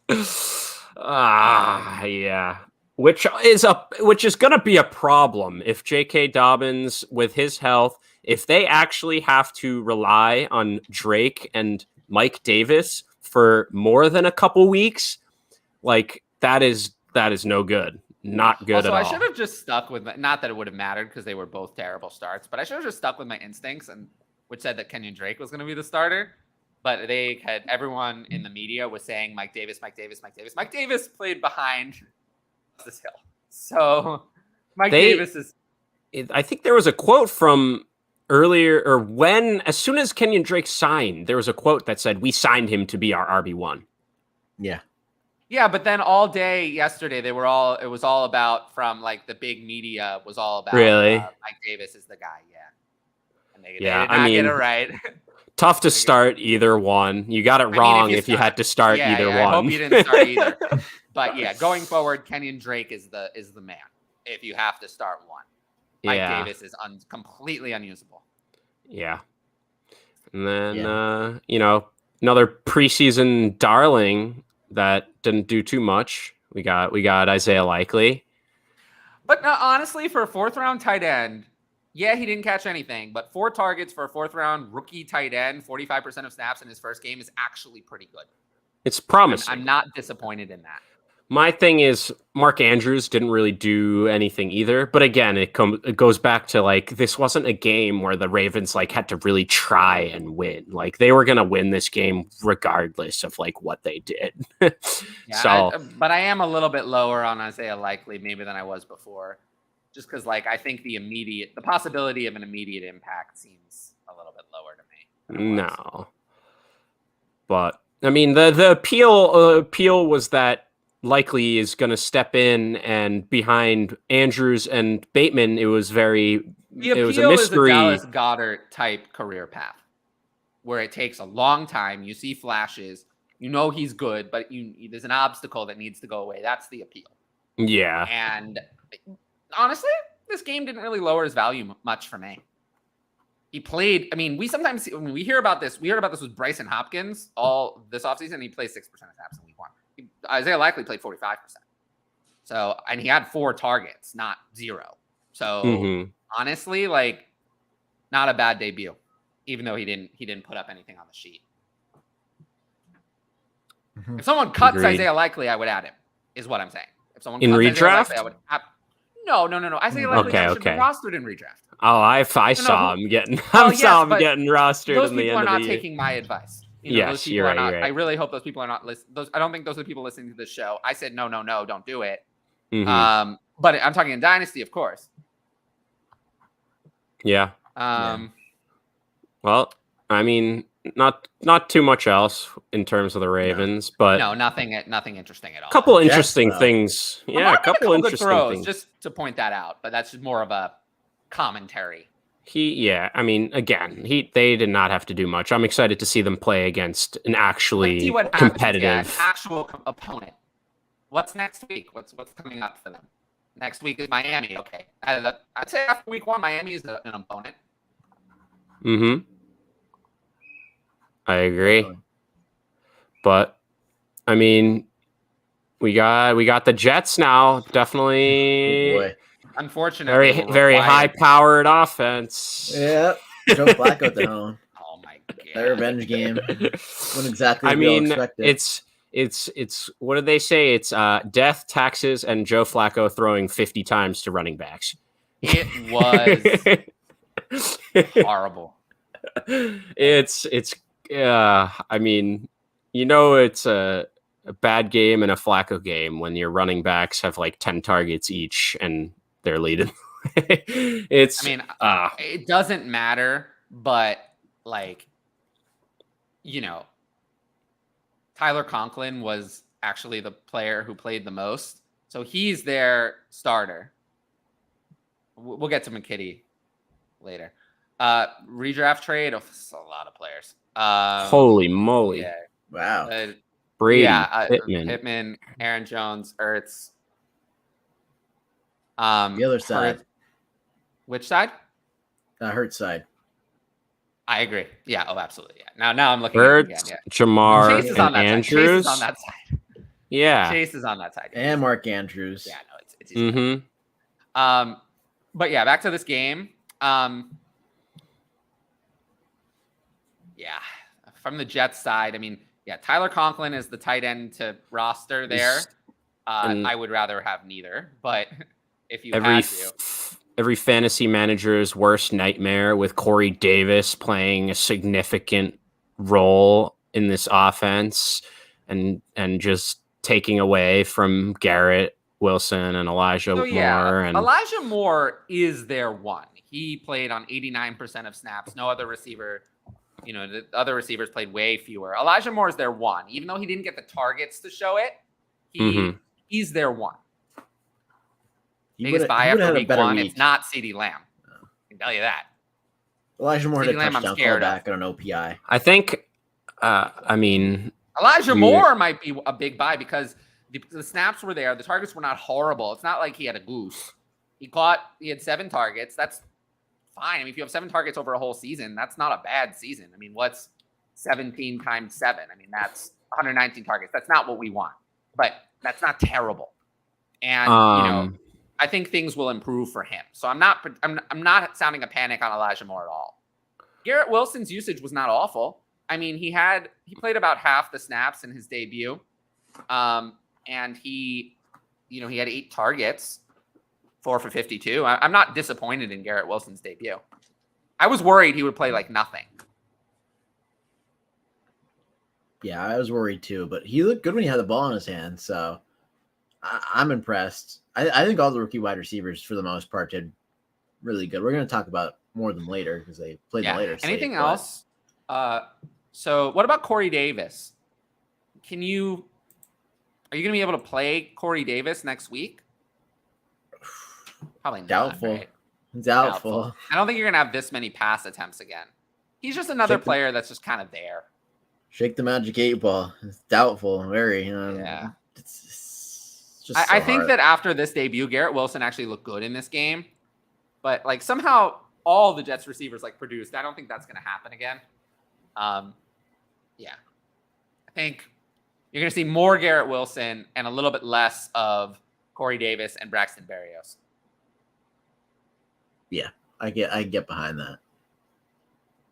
I'm glad. I don't think there's much more to talk about though. This offense was bad. We knew it's just this offense was Do we there want was to talk a lot about of volume, but it was really bad. Rest of the season for Breece Hall? Do you expect every game to be this bad? Do you expect it to get better? I know he's not going to get 10 targets every 10 game. targets. Michael That's Carter not going to had 9. happen. Yeah, that's kind of insane that the running backs had 19 targets. Yeah, I mean, who would you rank ahead next week? Carter or Hall? Carter. It has to be Carter. It has to be Carter. My positive spin from this was that that Ty Johnson or like some other running back didn't at least like get in there for even a few. Played. Exactly. It's like it was only them two. It's one or the other. They're on there every single time. There's not a Ty Johnson sneaking in and catching a touchdown like that happened in years past. And it's like, so, I mean, it's still hard to not say Carter's the guy, but it's tough. I do think Breece Hall will be the guy very soon. Yeah. Breece Hall is a better player. No question. Yeah. But it might take him a little time to get in the swing of things. So Garrett Wilson is someone I would look at to buy, but I'm just so concerned that Zach Wilson is just not it. Not that Zach Wilson played in this game, but like I'm just concerned big picture that Zach Wilson is not it, because every story we've heard about Zach Wilson is that he's bad. And that this Joe Flacco version was better than Zach Wilson. This was better. This was an improvement over what Zach Wilson would have been, is what we heard. And that's highly concerning if this was seen as an improvement or a positive. Oh, we got a timeline on Elijah Mitchell. They're saying about 2 months with a sprained MCL. Yeah, that's not good. 2 months. So I was saying 7 or 8. That's going to be closer to, well, 2 months from today would be November 12th. So let's look at the NFL schedule. So that's not good. That's got to be, like week 9 or 10 or something, right? Wow. At least, like approaching the double digit. Yeah. So week 9 is like November 3rd through November 7th. So yeah. Let's look at the 49ers schedule then. 49ers, because this is interesting. This is they have a week. Oh, they have a week 9 bye. All right, so I think that means the earliest I think you get 10. Elijah Mitchell is week 10, Mm-hmm. because week 8 seems too soon. That's October 30th. That's a month and 18 days. That doesn't seem possible. So I think best case scenario is you get him back week 10, November 13th. Oh, that's tough. That's crushing. Yeah, that's a crushing blow. And in Dynasty, I think my rank where I said below Robinson but above Pollard is going to stick. As you know, kind of where I have him, because I do still think that he was their guy. There was no doubt he was their guy among the guys they had this year. That he was their man. So there is the universe in which they just go back to him, but it's such a big risk. Well, who knows what could happen in the next 8 weeks? Someone else could blow up. You don't know. Tyrion Davis-Price could come in, and if he has 5 good games, they just go back to Elijah Mitchell. Then maybe they do, maybe they don't. Could maybe Jordan Mason suddenly is a superstar, or maybe Jeff Wilson actually has 6 great weeks and puts it together and is their starter and he's rolling. Do they just put Elijah Mitchell you never know. Yeah. In the past, they've typically gone back to the injured guy when they've returned, but this is a longer injury. Those injuries have usually been 2 or 3 weeks, and they always go back to whoever the guy was after the injury. But this is like an 8-week injury. Are they going to do the same? And then who knows? I mean, who knows? If it's 2 months now, that's like best case scenario is week 10. It could be even longer. Yeah, I mean, absolutely crushing for his season long, but also just dynasty too. It's just hard to not that's like slide him down. Blow. Yeah. Yeah, I think I'll just I wouldn't. He's like, it's the kind of thing where it's like he was someone I was selling. Certainly not someone I'm acquiring now. And it's just like, if you have him, I don't think you're going to get anything for him. So you might as well just hold on to him and hope that he gets the job back when he comes back, because I don't even think you can get a second for Elijah Mitchell, and I wouldn't sell for a third. No.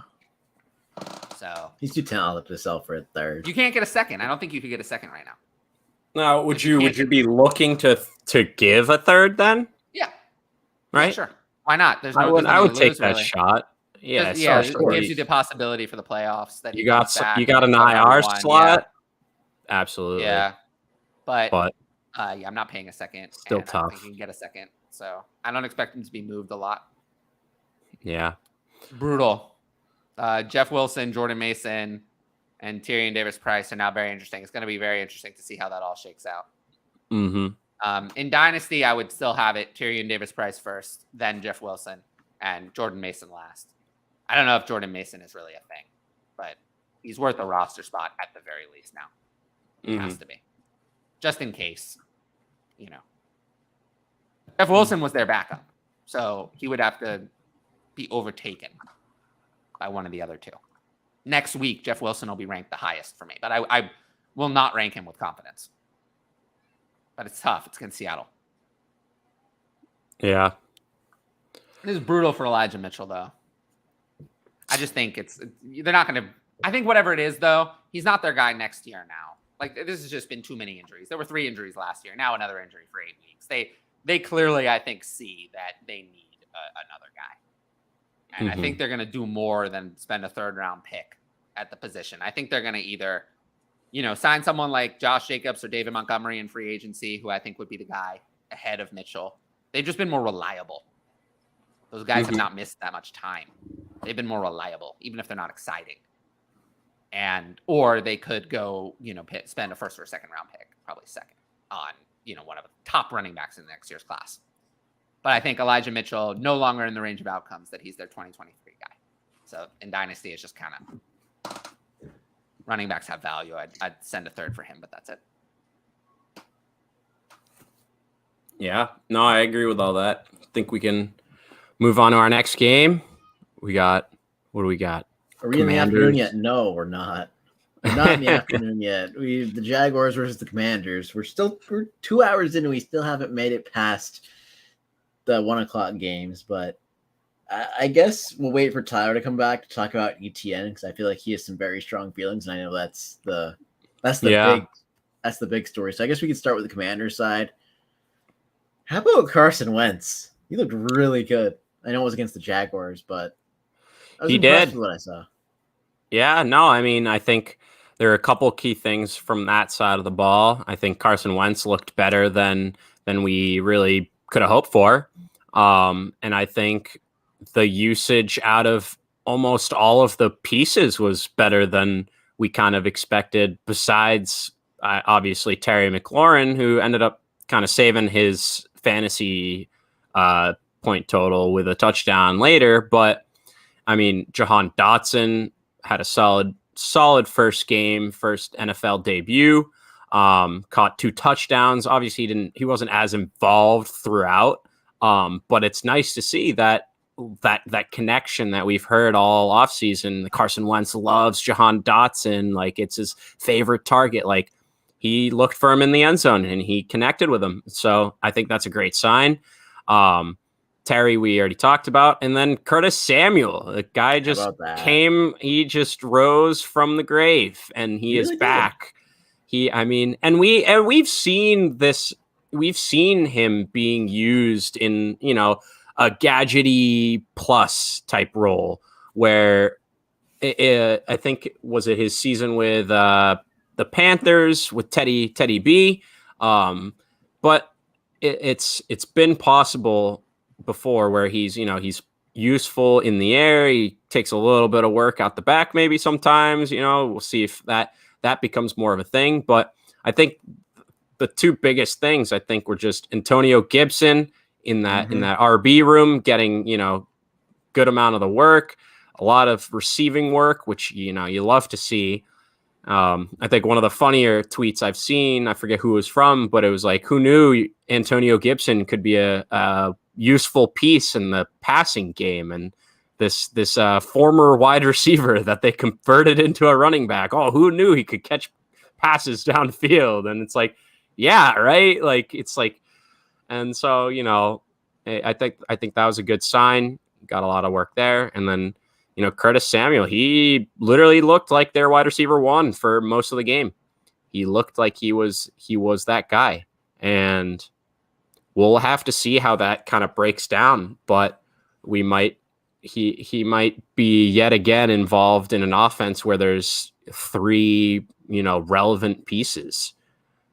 And then I think the only other name we really haven't talked about is Logan Thomas. I think he's coming off a very gruesome injury. Some didn't even know if he would ever play again, if it was career ending potentially too. And so I think it's obviously awesome to see that he was able to make his return. He looked fine out there. I don't think he's going to be someone that's going to get a ton of targets, a huge target share in that offense, just given the pieces they have around him. But I mean, overall, I thought it was a good first game out of the Commanders. Oh yeah, I could totally get behind that. I like that Antonio Gibson got more receiving work than J.D. McKissic. Mm-hmm. Twitter gets this victory lap for a little bit because Antonio Gibson proved that he could catch the ball, which everybody knew. I think that was a widely known fact. Yeah, I mean, I think one of the things I think in the past it's been like not just Gibson and McKissic, but even a third guy. And I think I feel like I looked at the snaps and stuff from the game, and it didn't really seem like there was a third.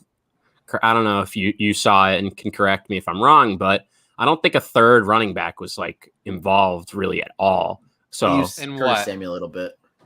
Okay, yeah. So, but there was no like Jordan Wilkins or like whoever was there last year that got a few touches and vultured a few touchdowns. Like there's none of that.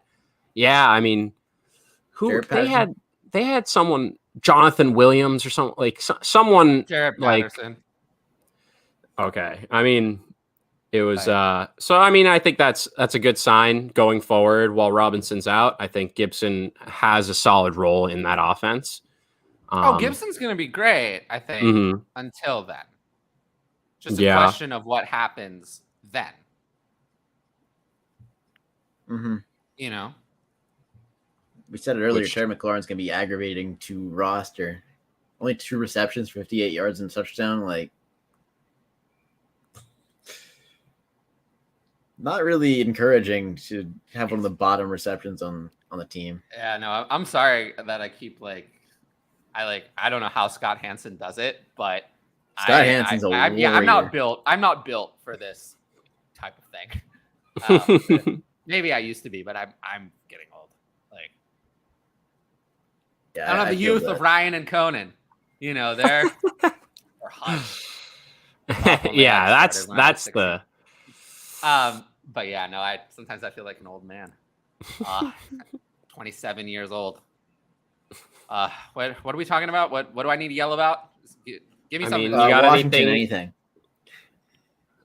Covered most of the weapons and stuff like that. We were making sure to save the Jaguars and that running back room talk for you. Oh, for me? Yes. Oh. Do you want to let's just get right into that side of the ball then, and you can fire us off. Travis Etienne, not good. Not good. Not good. I don't like it. I mean, he did play more snaps than James Robinson. So in terms of panic, we have 3 panics, right? Akers, Dobbins, Etienne, and it's in that order. Akers is panicking the most, then Dobbins, and Etienne the least, because Etienne was out there. He was out there. He played. He actually played more snaps than Robinson, so he was involved. That's funny. Yeah. So again, the Etienne is not a panic, but Robinson's not going away. So Etienne has moved down for me. But other guys have also moved down. So like Akers and Dobbins moved down more. So I don't think Etienne has really changed. If you had to choose in Dynasty, would you have? I mean, really, the problem is though, there's really no comparable young guys to go against Etienne. Are there? Yeah. Like, would you rather? I assume you'd rather have Etienne over Dobbins. Yeah. Yeah. Etienne did have that dropped touchdown, and that was not good. I think he dropped 2 touchdowns. No. There's another one that was a real play. He was wide open, and Trevor Lawrence, the ball was nowhere near where it needed to be. It was a terrible throw. Well, that's more interesting to me to talk about. There's Trevor Lawrence looked like dog shit again. Yeah. Against Washington. Without Chase Young. Yeah. Unacceptable. But yeah, I'd rather have Etienne over Dobbins. Yeah. Like, I think Dobbins is just not it. Like, I think Dobbins is just finished. Not finished, but not. I think Dobbins is going to get the starting job back because they have no one else. But I just think he's going to be like a committee back. And I think that they're looking to replace him. And then Akers, I don't know. I think there's more to the Akers story than the injury. Or there's either another injury or there's something else. I don't think it's just the Achilles. I think there's additional problems.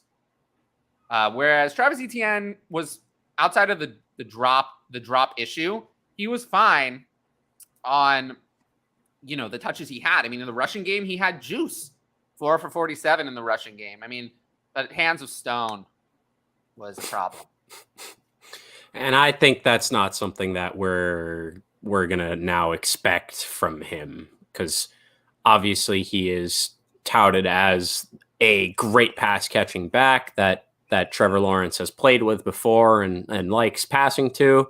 So, I mean, I understand the slight panic, the concern, but I am overall not that worried about him. Like you said, like, even if he was in on snaps and just didn't exactly, get touches. Yeah, and like when he did get touches, did pretty well with them. The ones that he didn't drop or whatever, yeah, he looked good. And so the problem is James Robinson also looked good.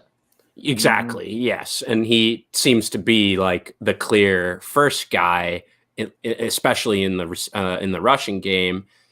And so, I mean, I think. I don't think anyone expected James Robinson to come in here and get the workload he just got. I think a lot of ETN managers, I think they drafted him and were really hoping for a really strong, at least open to the season before James Robinson came back and kind of started siphoning some more valuable work. And so I thought that part I think is a little concerning, but that's more of like an indictment on James Robinson being awesome, or like more of a signal of that rather than like, oh, Etienne doesn't look as good or anything. So I'm hoping, I think it'll probably even out. And even if it doesn't, I think Etienne sees the field a lot and they can use him hopefully in a little bit more creative ways. Even if they can't give him the rock like 20 times a game. Yeah. He also did have that fumble, but anyone with that hit would have fumbled that ball. That's true. What about James Robinson? So we already talked about we prefer him over Elijah Mitchell, Tony Pollard. What about James Robinson versus Ramondre Stevenson? That's close. I think I'll take James Robinson, honestly. Better this season. James Cook. Robinson. James Robinson. Rachaad White. I think that's it for me. I think that's where he's going to end up. I'm going to put him. James Cook is probably still too high in my. I really don't. I'm right there with you. That's too. Yeah, I mean, I think it was easier for me to say yes to Ramon or to over James Cook than over Ramondre. So that was my thinking. Yeah. No, James Robinson is moving up. I mean, but still though, I just don't. There's no universe in which Travis, we can say James Robinson isn't going away, but Travis Etienne's not going away either. We're not going back to James Robinson being a workhorse. I still in Dynasty only rank him at like RB 30 or so. Like I'm not, but he's a restricted free agent after this year. He could easily end up on another team. I do think he's good. Mm-hmm. But it's just, yeah. Who knows? We've seen it before with like Philip Lindsay. I wish that offense were good, because if it were good, these are the types of running backs that could both be usable. But the offense is not absolutely good. But I guess, in the Browns offense is not good right now, and Hunt and Chubb were both good. So it's a fair point.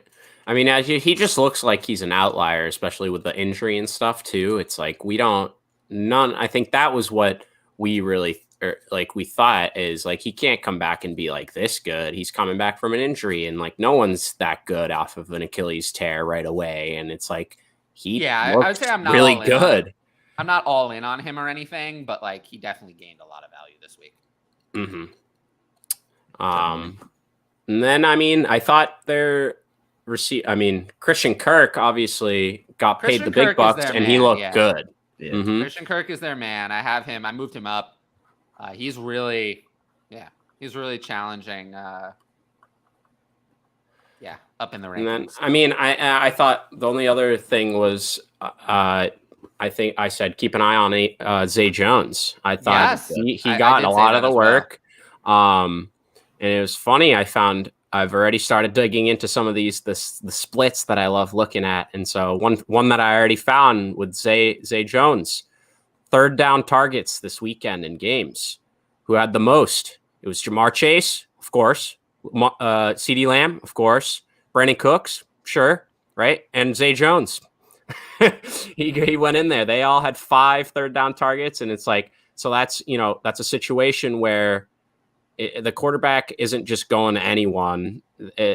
He's got to trust you. He's got to have a connection. He knows he's put it in your hands, and you can keep the chains moving.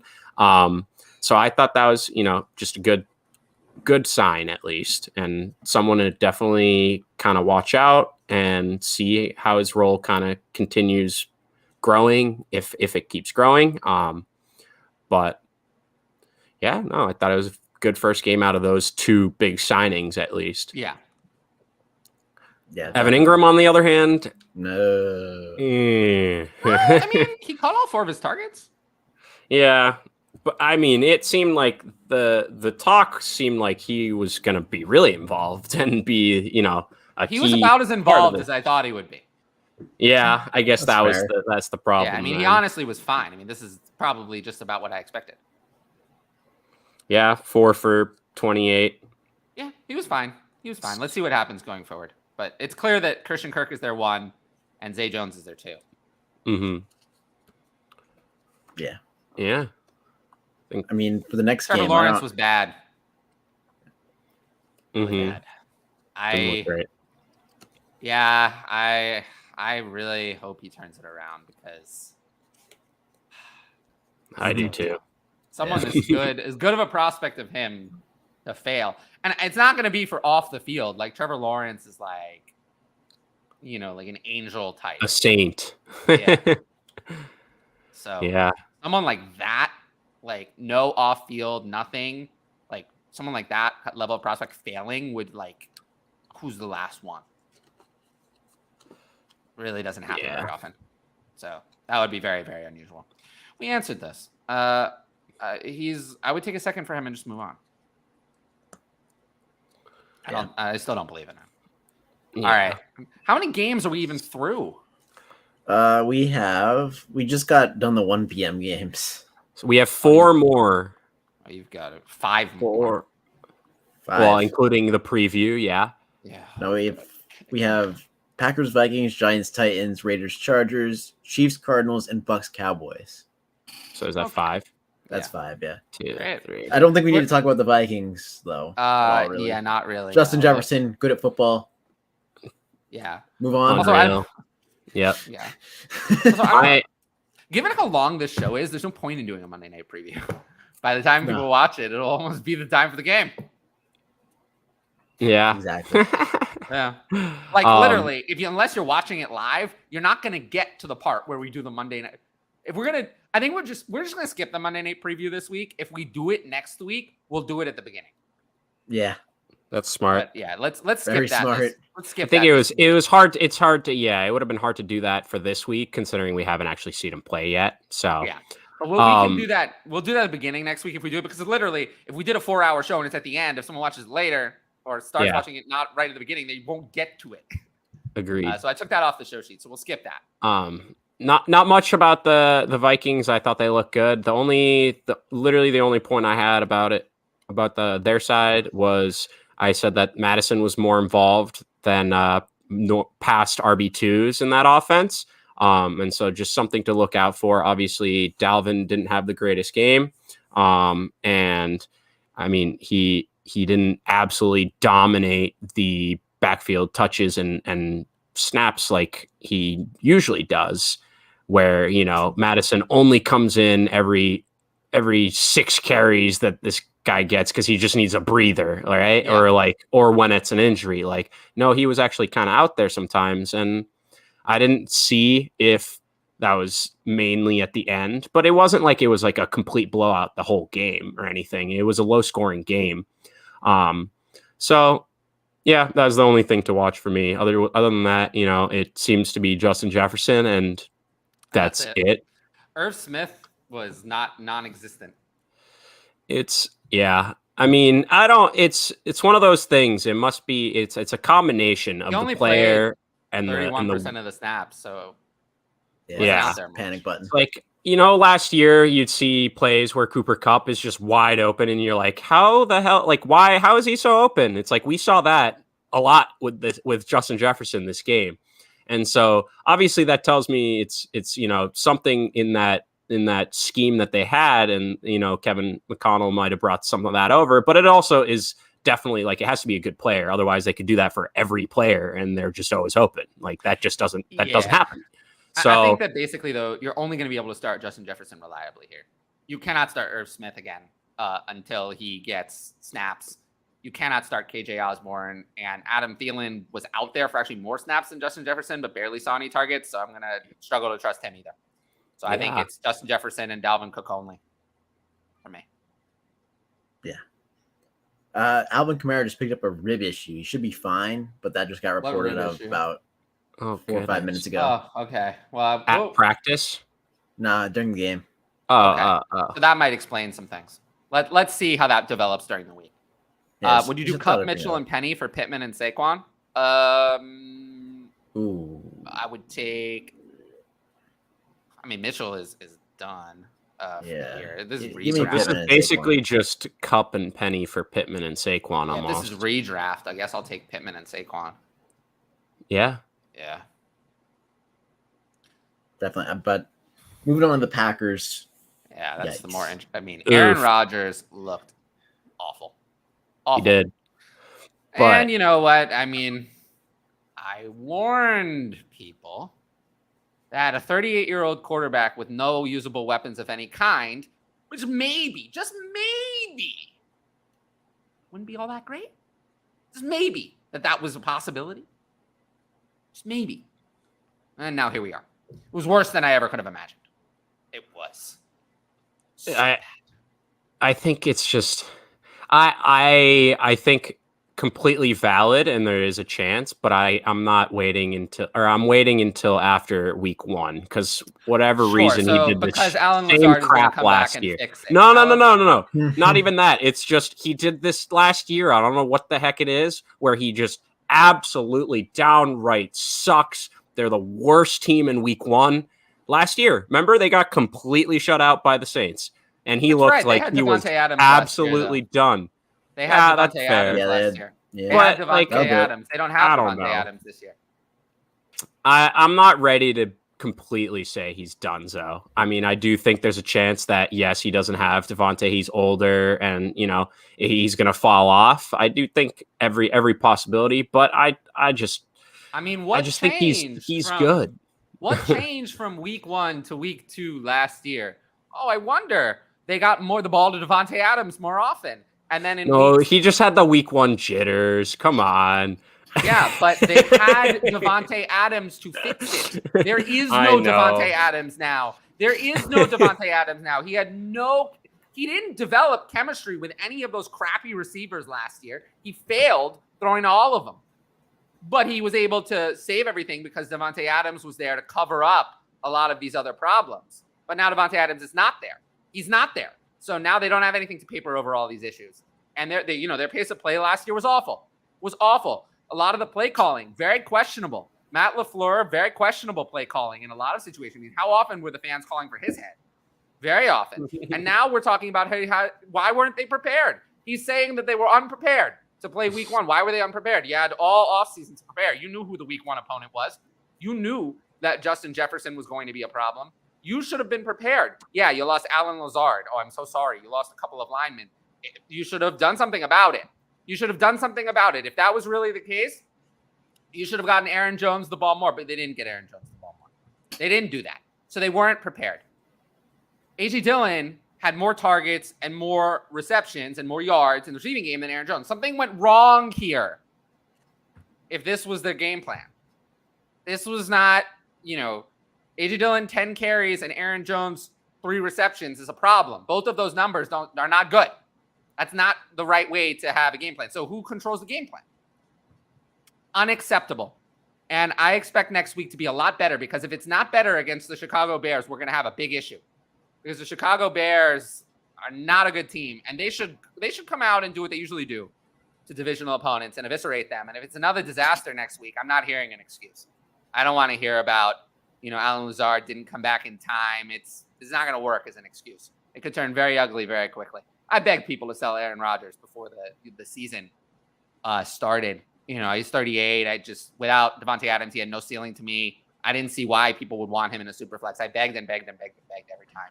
And I think the people who sold him are going to be very happy. People who hold on to him, now it's too late. Because if they don't turn it around next week, week 3 is at Tampa. So that one's going to be much better. That one is a big problem. So they need to turn it around next week. Otherwise, we're going to have, a big issue moving forward. Yeah. Yeah. I mean, there's not much fix in that. Terrible. There's no good takeaways from this game.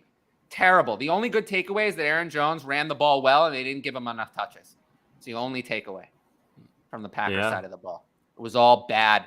Disgusting wide receiver committee. I mean, it's the 3 wide receivers all played between 57 and 67%. 4 wide receivers.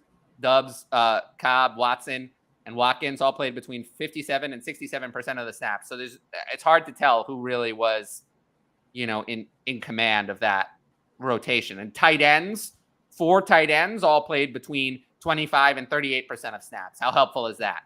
Terrible. So disgraceful performance, and next week had better be better. Otherwise, I'm going to be right back here. Yep. Agreed. We will. We'll be here anyway, but. But I'll be right back here criticizing them again. It better be better. That game is such an abysmal primetime game. Packers and Bears? Yeah, it's not great. Yeah. Not great there, but. You better believe it. If Aaron Rodgers doesn't deliver on prime time, I think people are going to start to realize what I'm saying. He looked terrible, along with everyone else. Yeah. Definitely did. But I think we can move into Giants versus Titans, and I think we could talk about Saquon potentially being back. The fact that the Giants won this game is terrifying. They probably played the worst of any of the teams that won. It's close between them and the Bears, for which winner played the worst. The Giants tried every possible thing to lose this game, yet still won. I mean, that interception that Daniel Jones threw in the end zone. How open Kyle Phillips was on the last drive of the game. I mean, the Giants were terrible, yet still won. So I don't know what that says about the Titans. Should I trade Jalen Hurts, Nick Chubb, Allen Robinson for Cooper Kupp and Kirk Cousins? I don't know what this is. Is this a super flex? Is this a redraft? You got to give it. I'm gonna say it's a redraft, 12-man PPR normal. That's what I'm normal. In that case, I'll take. I mean, if it's 1 QB, I guess I feel like Cooper Kupp just is the only one is like the stud asset in here, so I think I'll take that side. That's close. Yeah. But yeah, give me details on this, Bronco. Yes, Giants and Titans. Go ahead. I mean, is Saquon back? That's the big question we have to ask here. He is good. He is. He really good. Yeah, he looked good. He's back. It's been way too long. Yeah. Honestly. Yeah. No, he looked great. So he's back. Yeah. I think that's all we have to say. But the bigger concern is, why was Kadarius Toney not in the field? Feels like a coaching thing. Yeah. Watching Richie James was on the field instead. And David Sills. Yeah, that's not good. Yeah. I don't get it. What, 7 snaps total? I have the snap. Yeah, 7 snaps, 12%. And he was great. He had 2 touches for 23 yards in the rushing game, and then he did nothing. I don't know if you saw the 2 rushes he actually got. He looked. No, that's what I'm saying. He looked great on the 2 rushes. Yeah, no, that's what I'm saying. It's like, it's crazy. It's criminal that that you give him these touches and he looks great on them, and you're like, yeah, that's it, we're done. It's like, no, let's not try anything else out with him. That's enough for today. It's like, are they like that scared of him getting injured? I don't know. I this is the amount of bubble wrap that they're putting on. Is like they give him 2 rushes and they're like, okay, that was scary. All right, next time we'll give him a catch. We'll give him 3. Yeah, I don't know. Kadarius Toney, I guess I just don't really want in Dynasty because I can't trust him. It's just a headache. Like you just don't even know when he's going to play. It's tough because and it's like it was finally he's healthy, he's playing. You got to use him while he's healthy. That'd be dumb if he's going to get hurt again in a few weeks and then you can't use him anyway. Like, use him while he's healthy. And then he's running behind Richie James. Like, what is going on? And even after Wan'Dale gets hurt and misses the rest of the game, he does nothing additional. Well, Wan'Dale was playing ahead of him. Exactly. And then he gets hurt. He leaves. He doesn't play the rest of the game. And Kadarius still doesn't, do better, like get a target, I would say the one thing not to waste your time on is do not bother putting Richie James on your roster. I don't think we need to. I actually would not. I agree. Like I'm good. Like they're gonna stick with Kenny Golladay ahead of him. Sterling Shepard this was the first game off the Achilles. He actually looked good. I think Sterling Shepard is gonna be ramped into the offense. He caught that long touchdown, yeah. Yeah, Kadarius Toney, I think is gonna. Wan'Dale Robinson's injury doesn't seem serious. Kadarius Toney, I think, is gonna get more playing time eventually. Richie James is actually one of the players who produced this week where I would just not bother. Sterling Shepard, I would, actually. Sterling Shepard, I don't mind adding in a deeper league. I don't know how much he's going to give you. But Sterling Shepard, I think, is the one who could get some fantasy production this year. But there's really no upside with him either. Kenny Golladay, at this point, I think you're just waiting for him to maybe go to a different team. But I'm not betting on him. Yeah, again. He's just sitting on the back of my roster, just kind of clogging up a spot.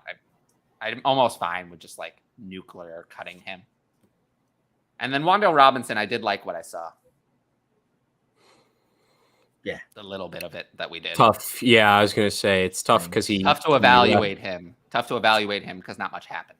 But even the fact that he was out there and running as effectively, their 3rd wide receiver when he was healthy, and he's, ahead of some of these other guys that we didn't really know. So I thought that was a good sign. And I don't know if you saw do you see his quote about the injury after the game? No. He basically said he felt a little ding in his knee and he felt like he could probably go back to it, but he didn't feel like he was 100%. So he had to let the coaches know. So It doesn't sound like it's anything major. It sounds like it's minor. I think he'll play maybe a next game. Week, yeah, exactly. Maybe I do one think game. That this gives promise to what this offense could be without Daniel Jones, but Daniel Jones is holding him back. Yeah. He's not anchoring them down. I would say so, yes. Yeah. And then I don't definitely some concern on the other side of the ball though, too. Oh yeah. I mean, Derrick Henry didn't look all that great. I mean, I've never seen Derrick Henry get hit stick before. Yeah, that was crazy. And it's I think the best thing I saw was, he finally got a taste of his own medicine. Yeah, he got one target and didn't catch it. So again, I'm kind of not getting involved in the passing game like I want to see. And there was hope last year before he got injured in the beginning of the season. He was a couple. And now, I was going to say, bring that name up. And now they have this guy that they seem to really like out the backfield. And so if they're throwing to someone out the back, it doesn't seem like it's Henry. It's going to be Dontrell Hilliard. But I just don't think, what are you going to get out of Dontrell Hilliard in, is he... I mean, I would maybe roster him, but he only played 18% of snaps. He wasn't really out there. Yeah. I mean, it seemed like he was 14. Yeah, it seemed like he was out when he was out there. He's out there effectively to catch the ball out of the backfield. Because he did get a few. He got 3 catches for 2 touchdowns too, right? But I'm not running to burn my fat. No, not at all. It's. I'm not I think to burn my you fat put it well. I think it's good enough to roster, intriguing enough to roster for the time being, but like he's not touching my lineup, and I'm not like spending actual fab to acquire him. And I still think Hassan Haskins is actually the handcuff.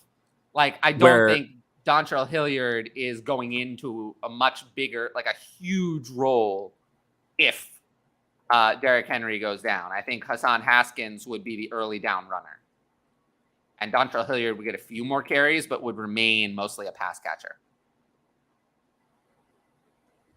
Yeah. I did like that Hassan Haskins at least got on the field. Mm-hmm. That is very that positive. Was something. Week one.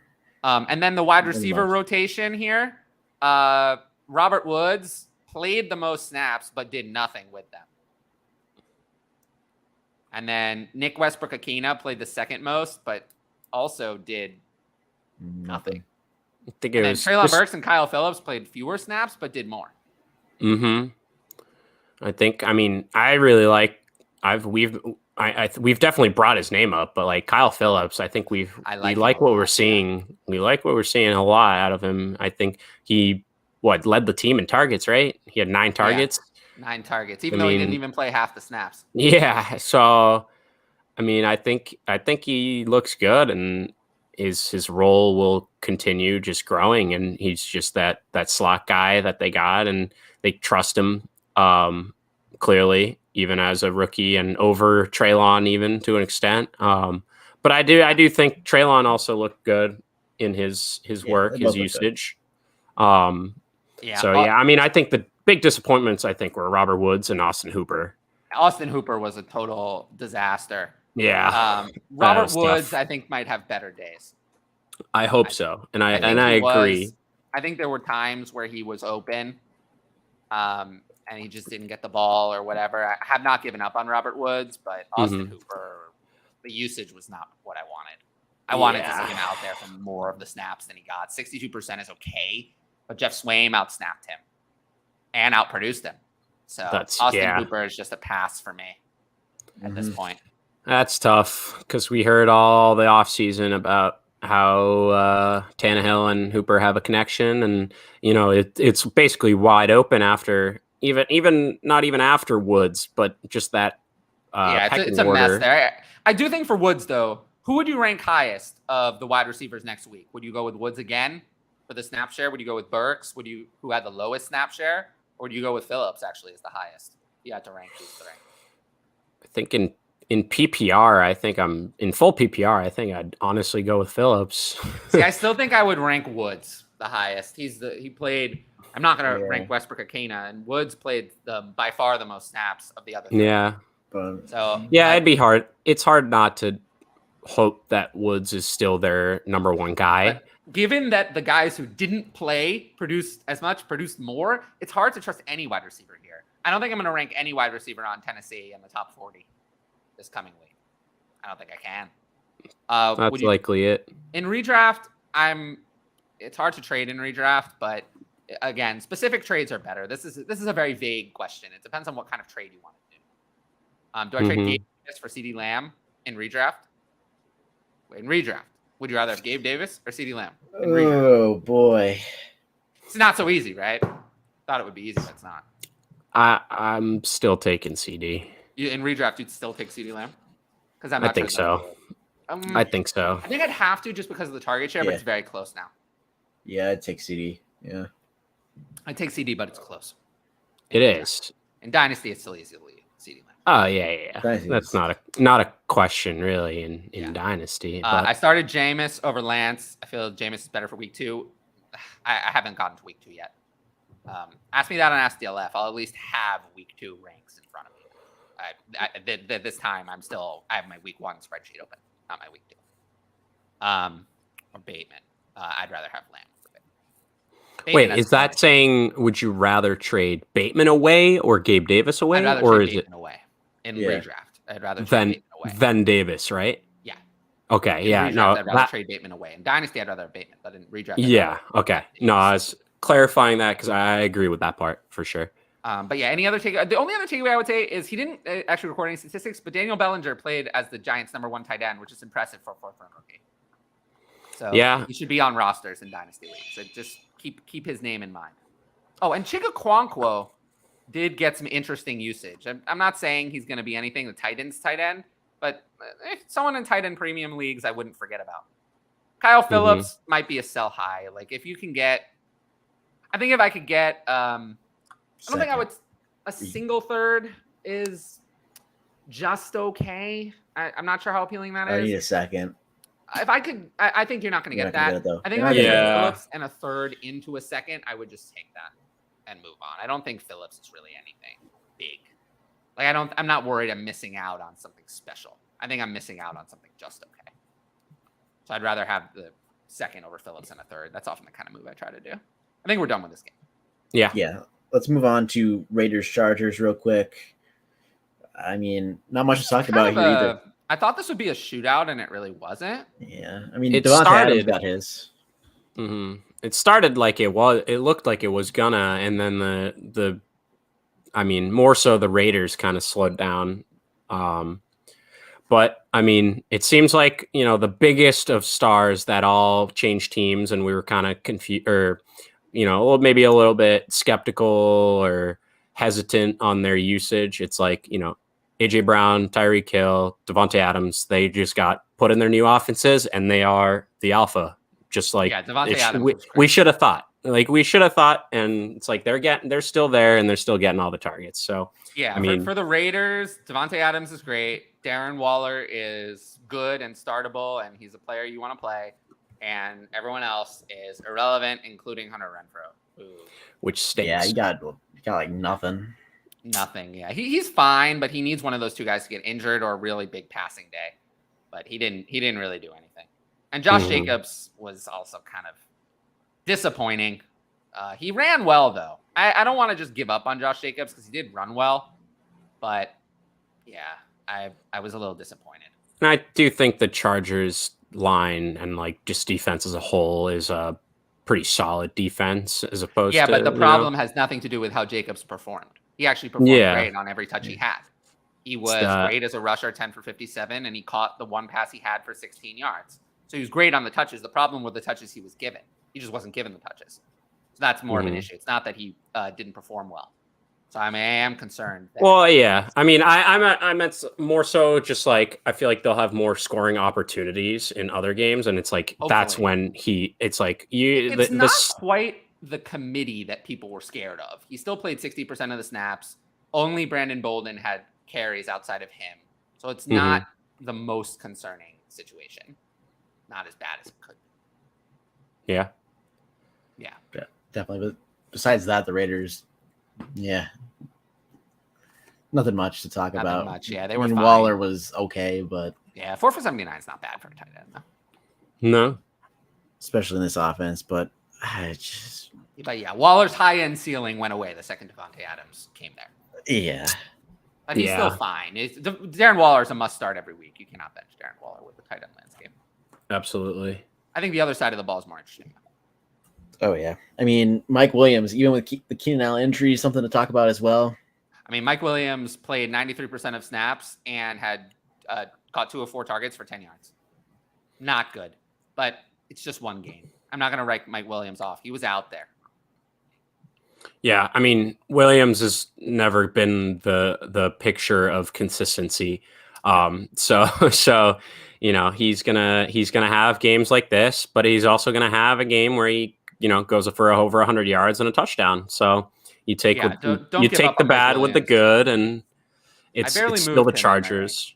I barely moved him, so I'm not really concerned about Mike Williams. And Herbert obviously looked great. So yeah, Herbert looked great. Keenan Allen is gonna miss time. Keenan Allen with he's not playing this week because on Thursday night, so there's 0 chance he's playing this week. He's gonna miss time. Josh Palmer season.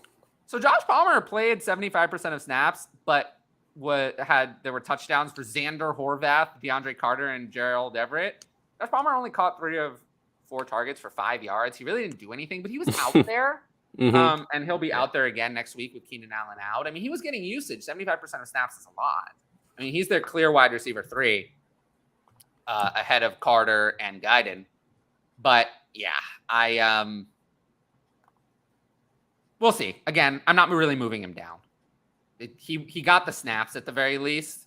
So let's see if the production starts to come. But yeah, if the production doesn't come over the next couple of weeks, then I'm going to be concerned for sure. He's got to do something. He can't just play snaps and do nothing. But let's see if he actually produces something. Now's his chance. Yeah. But besides that, Herbert looked really good. So yeah, Herbert looked great. Gerald Everett was fine. He was good. I'm happy. You'd be happy with him. Trey McKitty saw a lot of playing time, but I don't.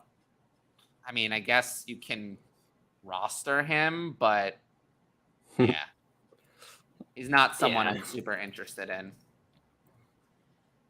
I mean, especially. I mean, I think Parham was also out for the game too, so I don't know how much. So that's why I'm really not interested. Yeah, I don't know how much he's going to be involved once he's back, and it seems like Everett probably will be. I mean, I do think the team likes Parham, so I think both of them will be relevant once he is back, but not relevant really, but like not. Yeah, I mean, I'm fine rostering Trey McKitty because he was a 3rd round pick, and like we'll see what happens, but I'm not like running out to spend fab on him either. Austin Eckler's the concerning one though. The usage wasn't good. He didn't even play half the snaps. Sony Michel and Josh Kelly were in there way too much.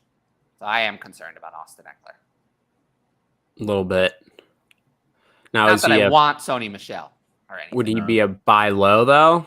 Are you that concerned? Get away. I'm a little bit, yeah. I'm a little bit concerned that it's just like it might just be time. I don't know in Dynasty how far I'd move him down. It is just one game, but like, yeah, I don't know. Like, would you rather have Austin Eckler or Joe Mixon in Dynasty? Joe Mixon also had his concerning usage.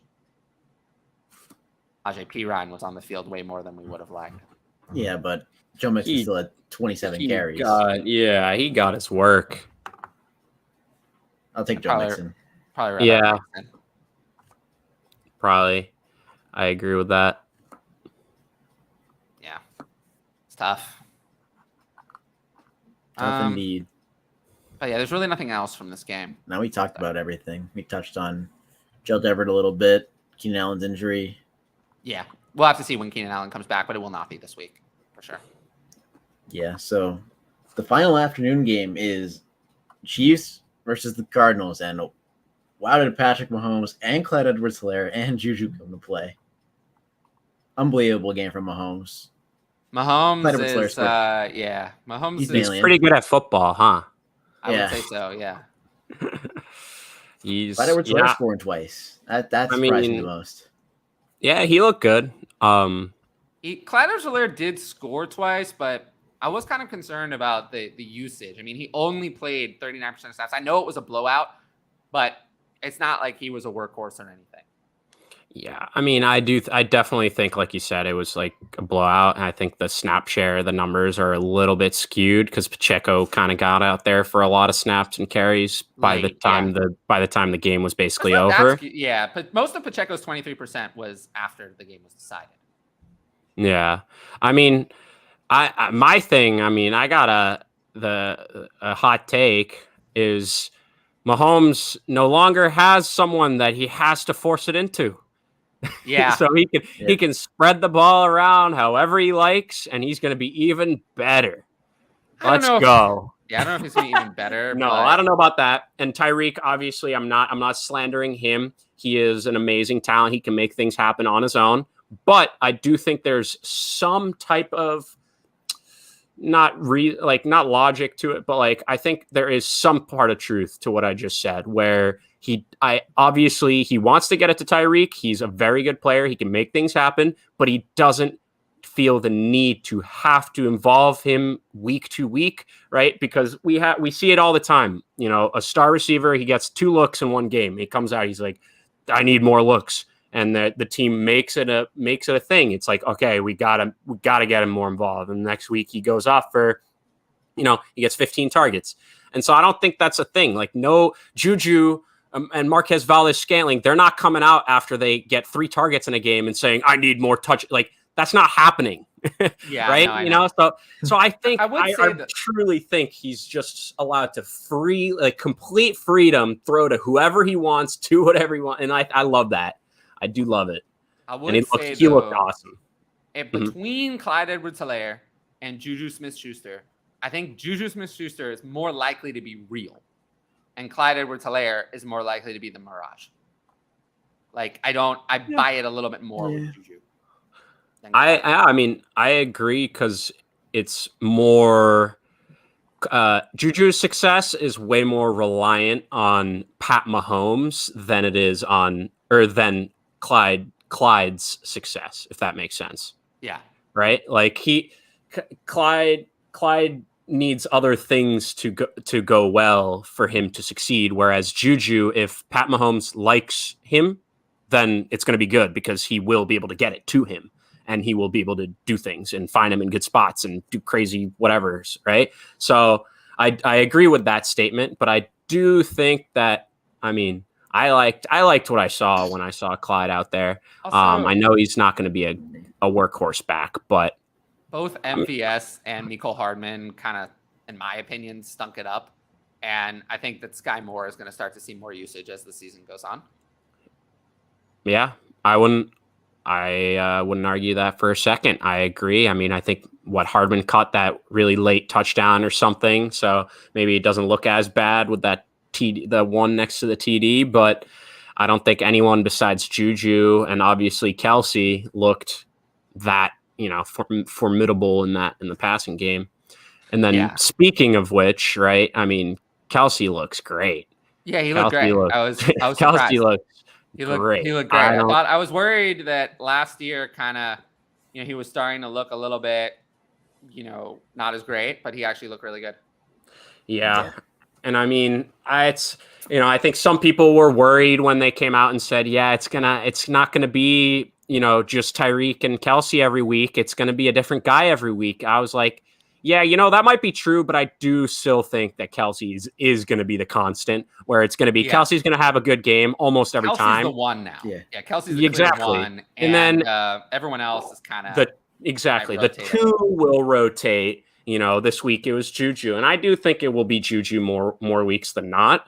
But we're going to have a big MVS catches 2 touchdowns, so he gets 100+ yards. And all of these players are sells to me in Dynasty. Kelsey, Juju, and Clyde. They're all players I want to sell. Kelsey, this is your chance. He's old. This is your chance. You saw it once. Yeah, but if you want to win another ship, Kelsey. Maybe you keep him. But there are people who are in rebuilds who've had Kelsey the whole offseason, have struggled to sell him. Now's your chance. With Juju and Clyde, I just don't believe in the talent, and nothing from this game changed my mind. And Juju would probably be the one I'd be most likely to hold on to of the three, but I'm fine selling him if someone really thinks the old Juju is back, because I still don't think the old Juju is back. Yeah, I mean, obviously, for as good as the Chiefs looked, I think the other side looked just as bad. It was really bad, yeah. It just was really bad. I mean, I saw your tweet, Tyler. It made me crack up. I guess I also missed the meeting where Greg Dortch is the wide receiver one of the Cardinals. Of the players as well. Of the players who just came out of nowhere, he's probably high on the list of players I maybe would actually consider adding.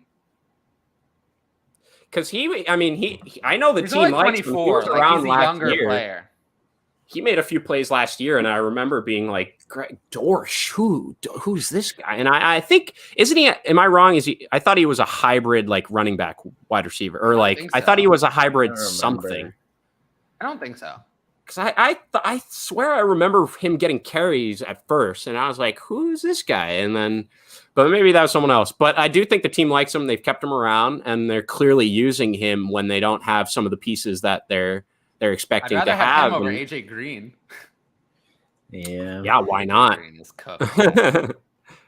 But yeah, Greg Dortch, I would add in deep leagues. Again, I'm not really. It's not like I'm spending all my fab on him or anything, but he's probably someone I would actually add over some of the other players we've discussed who are not players I would actually add. Yeah, I agree. No concern for Kyler going forward.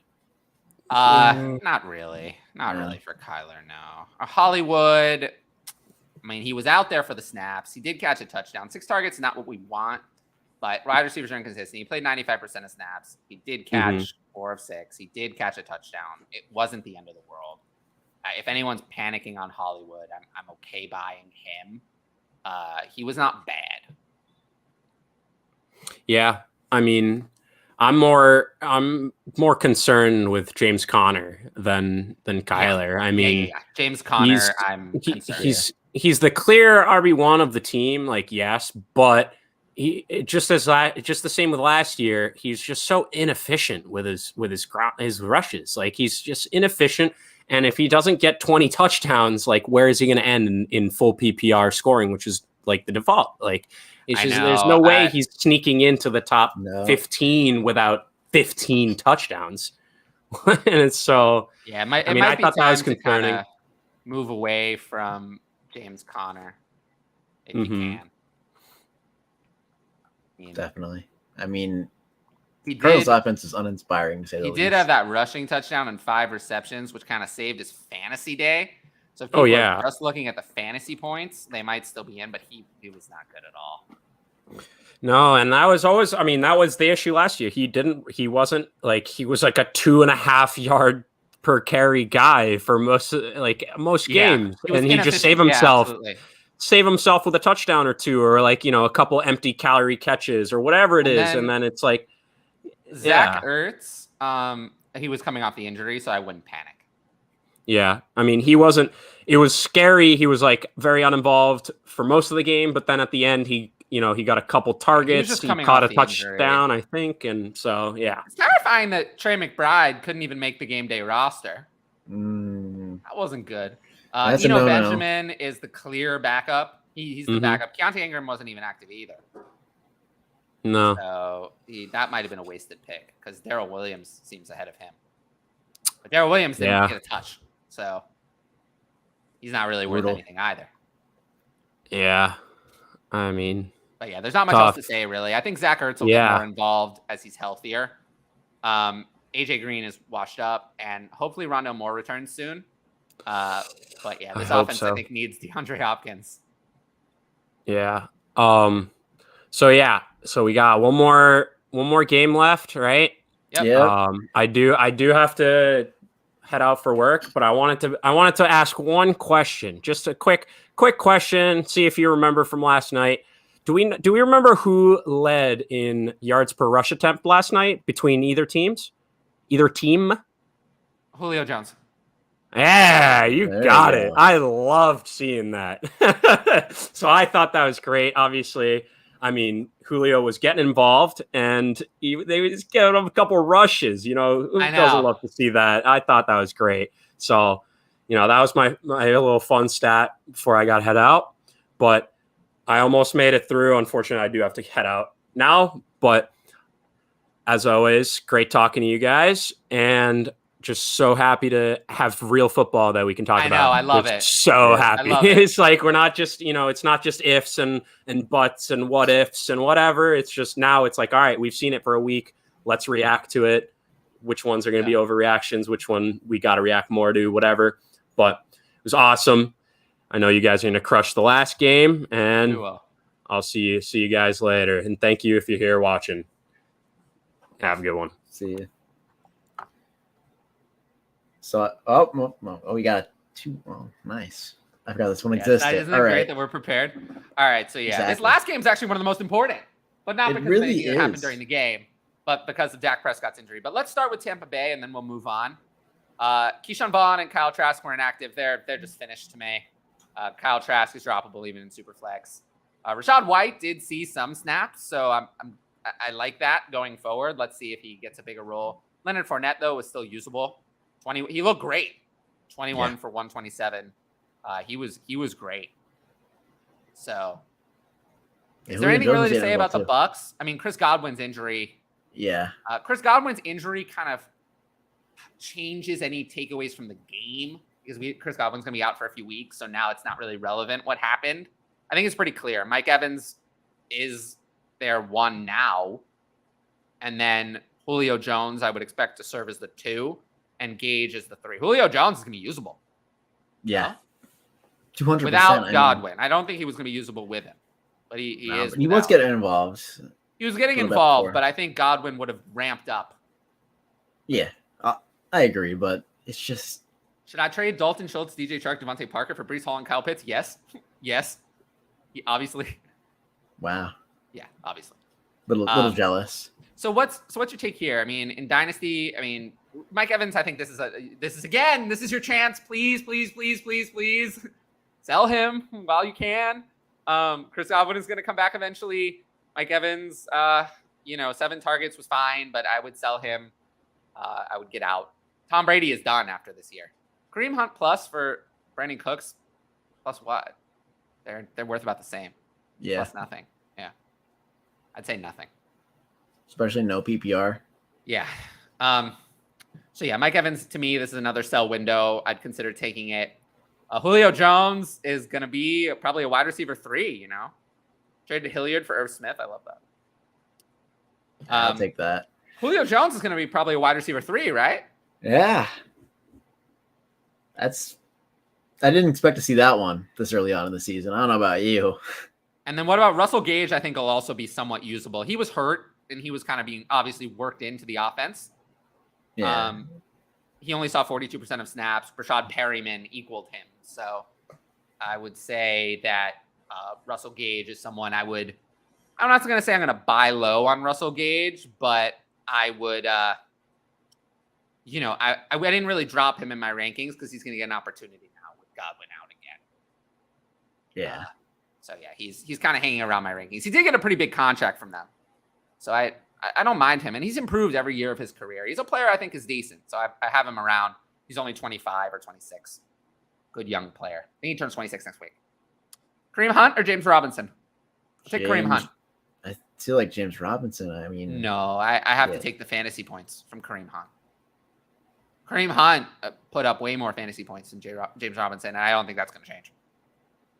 Kareem Hunt is a touchdown machine. Whenever they get anywhere near the end zone, they go to Kareem Hunt. It's really weird. I don't know. Maybe they should go away from that. Maybe that's what I'm leaning into a little bit more. No PPR makes it closer, but it's still the touchdowns. I'm going to go with Kareem Hunt. I am worried that Travis Etienne is going to get even more involved, and James Robinson is going to be more of a thorn or a handcuff, or we're waiting for him next year. I'm just concerned about the Browns' offense. Yeah, North Carolina's okay, middle of the road. Kareem Hunt is good though. He is good.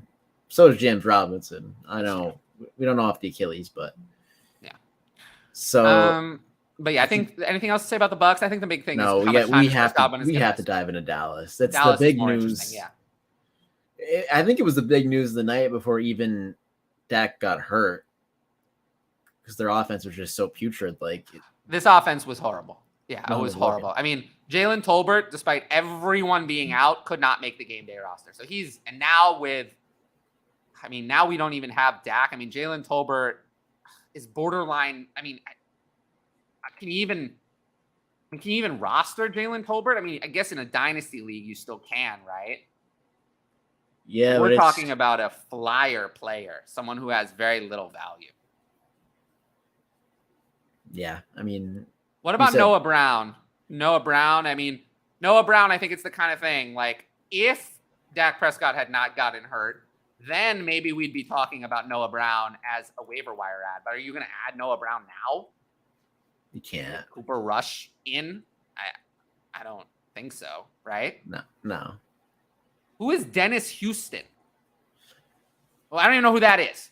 He's an undrafted free agent this year, if I'm remembering correctly, and he beat out Tolbert for the roster spot. I mean, yeah, so Tolbert is just stunned to me. Noah Brown, I think I would rather, if I'm going to add a deep wide receiver on waivers, it would be Noah Brown if the injury had not happened. But because it did, I'd rather go with Greg Dortch. I'd rather take a chance on Greg Dortch than Noah Brown. Also, Greg Dortch is younger than Noah Brown. Noah Brown has been around for a long time, hasn't he? Yeah, Noah it feels Brown's like a couple years older. Noah Brown's been in the league since 2017, so a lot longer. So I think I'd rather take my chances on Greg Dortch, someone I know less about, rather than the player I know more about in Noah Brown. Yeah, undrafted free agent out of Western Illinois. Also, Michael Gallup is coming back very soon. Like, I think it's possible Michael Gallup plays week 2. Offense needs Noah, it. but it doesn't matter because without Dak, it doesn't matter. So Noah Brown is mostly a pass for me on waivers. I'm not interested. Dalton Schultz played 100% of snaps and was 7 of 62 on 9 targets. But what's he going to do? Is it going to be good without Dak? We don't know. I don't think he's really going to be very usable without Dak. I mean, Dak still played 77% of the snaps in this game. So is Dalton Schultz going to be able to do anything without Dak? I'm concerned. So, but in Dynasty, I think you have to hold at this point because he played 100% of snaps. He was good. He played 100% of snaps and performed well on the snaps he did play. So I do think he's the next Austin Hooper. Someone who's really not that good, is in a good situation, gets a big contract and disappoints on that big contract. But I don't see what return are you going to get for him? So you just hold on to him, right? There's no option. No other option. And then there's CeeDee Lamb. I don't think we have to talk about Dennis Houston. I'm not adding him. Then there's CeeDee Lamb. What about CeeDee Lamb's 2 for 29 on 11 targets? What on earth do we do there? You have to hold. You have to. In Dynasty, where would you rank CeeDee Lamb at this point? Oh goodness, he was already down there to begin with for me. It'd probably be like in the 10-ish range. 8, 10. So would you rather have Cooper Kupp? Yeah. Jalen Waddle? Probably now, yeah. What about T. Higgins? T. Higgins, definitely. Debo? That's where it starts to get iffy a little bit. Where did I have CD ranked before the season? I had him 3 before the season. I'm lying to myself over here, but I had him at 3 also. I was dropping him down. I was out on the talent as the offseason went on, like after we did our episode. Yeah. It's just not, it doesn't seem like he's going to post those big numbers. I think that's closer to reality now. I don't know if I'd rather have T. Higgins, though. T. Higgins did absolutely nothing and then got a concussion. Yeah, but to be fair, that was an ugly first half of football played by the Bengals. I understand that, but some of these targets that CeeDee Lamb didn't catch were miles in the wrong direction. That's true, but you're also without. He actually had targets. T. Higgins didn't do anything. I mean, okay, do you think his value will maintain without Dak? Because people will just be like, oh, it's Cooper Rush throwing the ball. No, I don't. I mean, I think it's kind of like, well, who would you rather have, CeeDee Lamb or DK Metcalf? DK. DK. Yeah, I guess I'm going to be buying CeeDee Lamb then because I still have him at 6. I mean, I just see like so many avenues for these guys to just jump CD. I understand, but some of the guys we want to jump him have their own issues. Debo Samuel, I have serious concerns. Well, I don't have Debo's Metcalf, I have also serious concerns that coming up. Let's see how that goes. I think he gets a new quarterback. I think this year he puts up decent stats with Geno Smith like he did in those 3 games last year. Yeah, but Dak is coming back. I know Dak's coming back, but I just feel like I guess I still believe in CeeDee Lamb, I guess. I don't know, but let's see what happens. If it turns ugly, then I guess I'll have to keep lowering him. But I've already lowered him from I've already lowered him from 3 to 6. We haven't seen. I mean, CeeDee Lamb's played good. Don't get me wrong. We haven't seen no, but we haven't really seen what you're saying from like Michael Pittman either. That's true, but Michael Pittman doesn't have the draft capital, the pedigree, the prospect profile, the talent. CeeDee Lamb's top season was wide receiver 19 in his first 2 years. Yeah, no, I hear you. It's just that there aren't that many. A lot of the guys you would raise over him are either old, like Devontae Adams or Stephon Diggs, somewhat unproven as well, like Michael Pittman, or have their own issues. Although T. Higgins, I would say, if T. Higgins actually was getting into re-listen, love the commitment, thank you, and buying low, no, not 223 first. That's not low. No, what I'm talking about buying low would be like if I could send. Who would I take? I mean, who had a good week? If I could send if I could send Michael Pittman straight across for CeeDee Lamb, I would do it.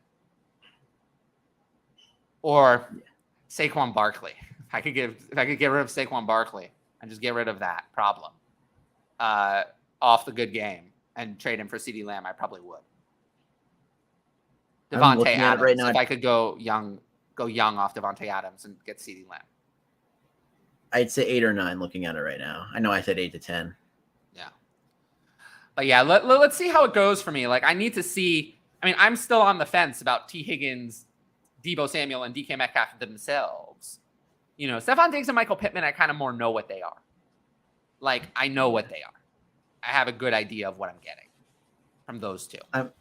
I mean, I feel like DK is just underrated. I know he has a terrible situation. Well, I just want to see how bad it is. What is bad? Is bad wide receiver 25? That is true. Is it 30? Is it 20? Is it 10? What's bad? Like, because it matters to me how bad is. Like, if he's really that great, he should be able to be at least a high-end 2 this year, which is where I ranked him. I ranked him in redraft, maybe not high-end 2, but I ranked him at like 16 or 17. If he's wide receiver 25, I'm going to have a problem. Right, but if he's wide receiver 25 this year, that's not going to be acceptable for him. He needs to I understand what you're saying. And then CD gets the pass for mostly not having. Yeah, but Dak is coming back. There's no guarantee that Seattle is going to get. What quarterback is going to come in that's going to be better than Dak? There aren't that many. Dak is good. See, I agree with that. It's more that it's not like Dak has, disappeared from the face of the earth. No. He is coming back. This year, he's coming back. Yeah. Around probably week 11, week 12, maybe. Or so, yeah. He's going to come back, and we're going to see it. I just think DK's a superior talent to... I think DK is a superior talent, but I'm not sure. Well, we'll see tonight. It's unanswered. I am interested to see the target share, at the very least, for DK. Yeah, me too. It's going to be interesting tonight. Maybe I am buying low on CeeDee Lamb then. Not in redraft. In redraft, I just don't want CeeDee Lamb. No, redraft the season's over. Because I don't want the Cooper Rush games. But in Dynasty, I can look beyond that and buy low. But yeah, in redraft, I don't want it. Yeah, I don't know what they're going to do. Are they going to stick it out with Cooper Rush? I think they're going to try to get someone else, but they might not succeed. I mean, there's Gardner not many Minshew options. would be. I mean, who are the real options, right? Who are the legitimate options who could be on the trade block? Jordan Love. That's one. Okay, that's an option. I'll give you another. You're not going to like it. Mason Rudolph. No, that's worse than Cooper Rush. I actually think that's worse. I actually think you're better off with the guy you've had over Mason Rudolph, who you haven't had. So I actually would prefer to just stick with Cooper Rush. Cam Newton's still out there. No. That's again worse than nothing. I think that we're talking about worse than nothing. I'm talking about improvement. Like I think Jordan Love has a chance to be an improvement. We don't know. Yeah, but are they really gonna? No, I don't think they will. But I'm just saying Rodgers could easily. That's an option. Gardner Minshew is an option. Tyler Huntley was talked about. Now that would not be good for fantasy, but I do think he would be an upgrade. But they'd have to change their entire offense. Tyler Huntley cannot run what the Cowboys' offense was. They would have to change the entire offense to accommodate him. Yeah. But I do think it would be an upgrade. Minshew and Jordan Love and Tyler Huntley. Jordan Love, a Teddy Bridgewater. I mean, Teddy Bridgewater would be an improvement. True. Taylor Heineke would be an improvement. And Sam Howell's ready to be backup, I think. Taylor Heineke would be an improvement. Dalton again, yes. Dalton again would be an improvement over. Was Dalton good the last time he was there? No. Would he be an improvement over Cooper Rush? Yes. Ryan Fitzpatrick out of retirement, I think is still better than Cam. Yeah. Sutton or Lamb, I'll take Lamb. Yeah. Also got to think a couple of those names that you mentioned were interdivision opponents, and they're just not gonna. They're not gonna do any favors. That if the Cowboys offered like a 3rd round pick for Taylor Heineke, I think Washington would take it. Oh yeah, well. Yeah, I'm saying like they won't do them any favors and just give a back. No, they're not going to do them a favor, but I think if they have to overpay a little bit. Yeah, I think a 2nd round pick for Minshew would be overpaying. Yeah, I think the Eagles would accept it. and a third round pick for Taylor Heineke, I think would be way overpaying because I don't think Taylor Heineke is worth anything. And I think the Washington would take it because I actually think it would be good for Washington to take it and get Sam Howell in as the backup. I actually think Taylor Heineke, I hadn't really thought of that before the show, but I actually think that's like a good option. Yeah. To be honest. I mean, we could already table Jimmy G. Nick Foles in Indianapolis, if they want to go back to Sam Ehlinger as the backup, maybe. Nick Foles We're tabling Jimmy G, right? Sure. I mean, Jimmy G's the best option, but I don't know if. Well, I think he stays. I think that's going to cost so much now because they have a lot of leverage. Yeah, I think he stays. I mean, it's not an upgrade, but Drew Lock, I don't know, someone I could look into. Drew Lock is not an upgrade. I guess an upgrade over Cooper Rush, but it's him. really not. It's not good. Let's see. I don't believe that they're actually going to start 8 games of Cooper Rush. Like, I really don't believe it. Jerry Jones is the ego too. I really don't believe that. I really think that it would be Ryan Fitzpatrick out of retirement, more likely. I'm serious. I actually think that they're going to call. This team also scares me from a dynasty perspective because Jerry Jones is just so bad. Yeah, so I think we talked enough about Lamb. We talked about Schultz. What about Pollard and Zeke? So, the Pollard usage as a wide receiver, not really. Not really. I mean, the 2 running backs played 113% of snaps. So not much extra. No other running back played. So that means that there was a little bit of overlap, but that's not it's not like Zeke played 80% and Pollard played 60. They played 58 and 55. So there were a handful of plays where they were both on the field, but not many. So that usage, as I said a zillion times, it was never going to happen and didn't happen. Yeah, and now teams are going to load the box against them too. Yeah, they're going to load the box. Cooper Rush at all. Zeke actually looked fine. Tony Pollard looked bad. But it doesn't matter if Zeke has juice now. Because Zeke wasn't usable in this game. And that was with Dak. So it's going to be even worse. You're not going to be able to start either player as a running. I mean, given that it's basically a 50-50 split of snaps, I mean, Zeke, I think is going to be outside of running back 2 range, and Pollard is going to be outside of the top 35. You're not going to be able to start either player. And Jeff Wilson is a better handcuff. Yeah. I mean, when your handcuff's going to start some games, probably. It's sad because actually Zeke looked better than I thought he would, but it won't matter. Yeah. It won't matter without Dak. He'll be completely unusable. Yeah, the fantasy season's basically lost for most Dallas players. I do think that if you might be able to start, like, where are you going to rank CeeDee Lamb next week with Cooper Rush? I mean, he had the target share. He's the clear number 1 in the offense. You got to rank him somewhere. I mean, you can't rank him at 30. I mean, I guess you could. You could. You could. I mean, I ranked him this week in the top 10. I'm obviously not going to rank him there. I'm probably going to rank him somewhere in the 20s. It feels right. Like, and if it's another disaster, then I'll have to consider. Like low 2, maybe high 3, like in that 24, 23, probably around 25. 25, yeah. You can't put him any higher than that. There's too many good wide receivers. He's not going to be top 20. There's too many good receivers, yeah. Like last week, for example, like Hollywood Brown and Jalen Waddle were 19 and 20. And but Adam Thielen and Christian Kirk and Devonta Smith, Elijah Moore, like they were in 29 to 32. So I might have, even this version of CeeDee Lamb, I probably would have ranked above those guys. So yeah, you're right. He'll be in the 20s somewhere. Yeah, you can't hear yourself, somewhere around 25. It's a matchup against the Bengals, which could be a high-flying game. I mean, the Cowboys are going to be playing from behind. It's really Zeke and Pollard that I'm going to get off because the script is just not going to favor them. So we've made it to the end. You can't hear yourself, right? We went so long, my AirPods fully charged died. Oh my God. Well, that does it for our week 1 recap. Goodness, long show, but we made it. Yep. But yeah, thanks for everyone for watching. If you liked it and you're still here, make sure to like the video, leave a comment, subscribe to the channel. And I'll be back simulcast on both this and Ask DLF with on DLF with Ask DLF at 9 p.m. Eastern tomorrow. And then I'll be back 11:30 a.m. Eastern again, simulcast on Sunday with Start Sit. And then I'll be right back here at 2 p.m. Eastern a week from today to cover the week 2 recap. But yeah, you can follow us both on our Twitters right there. And yeah, anything else you want to say? Nah, I just enjoyed football finally being back, and I'm looking forward to the night. Aw, thank you. Yeah, go ahead. Was that Russell Wilson comment real, or was that a fake post account I don't know. that I saw swirling around? That Boo Rich cheer me, I'll make them regret it, or something like that. Like Oh my god, sounds like Russ. Anyway, until next week, peace out. See yous.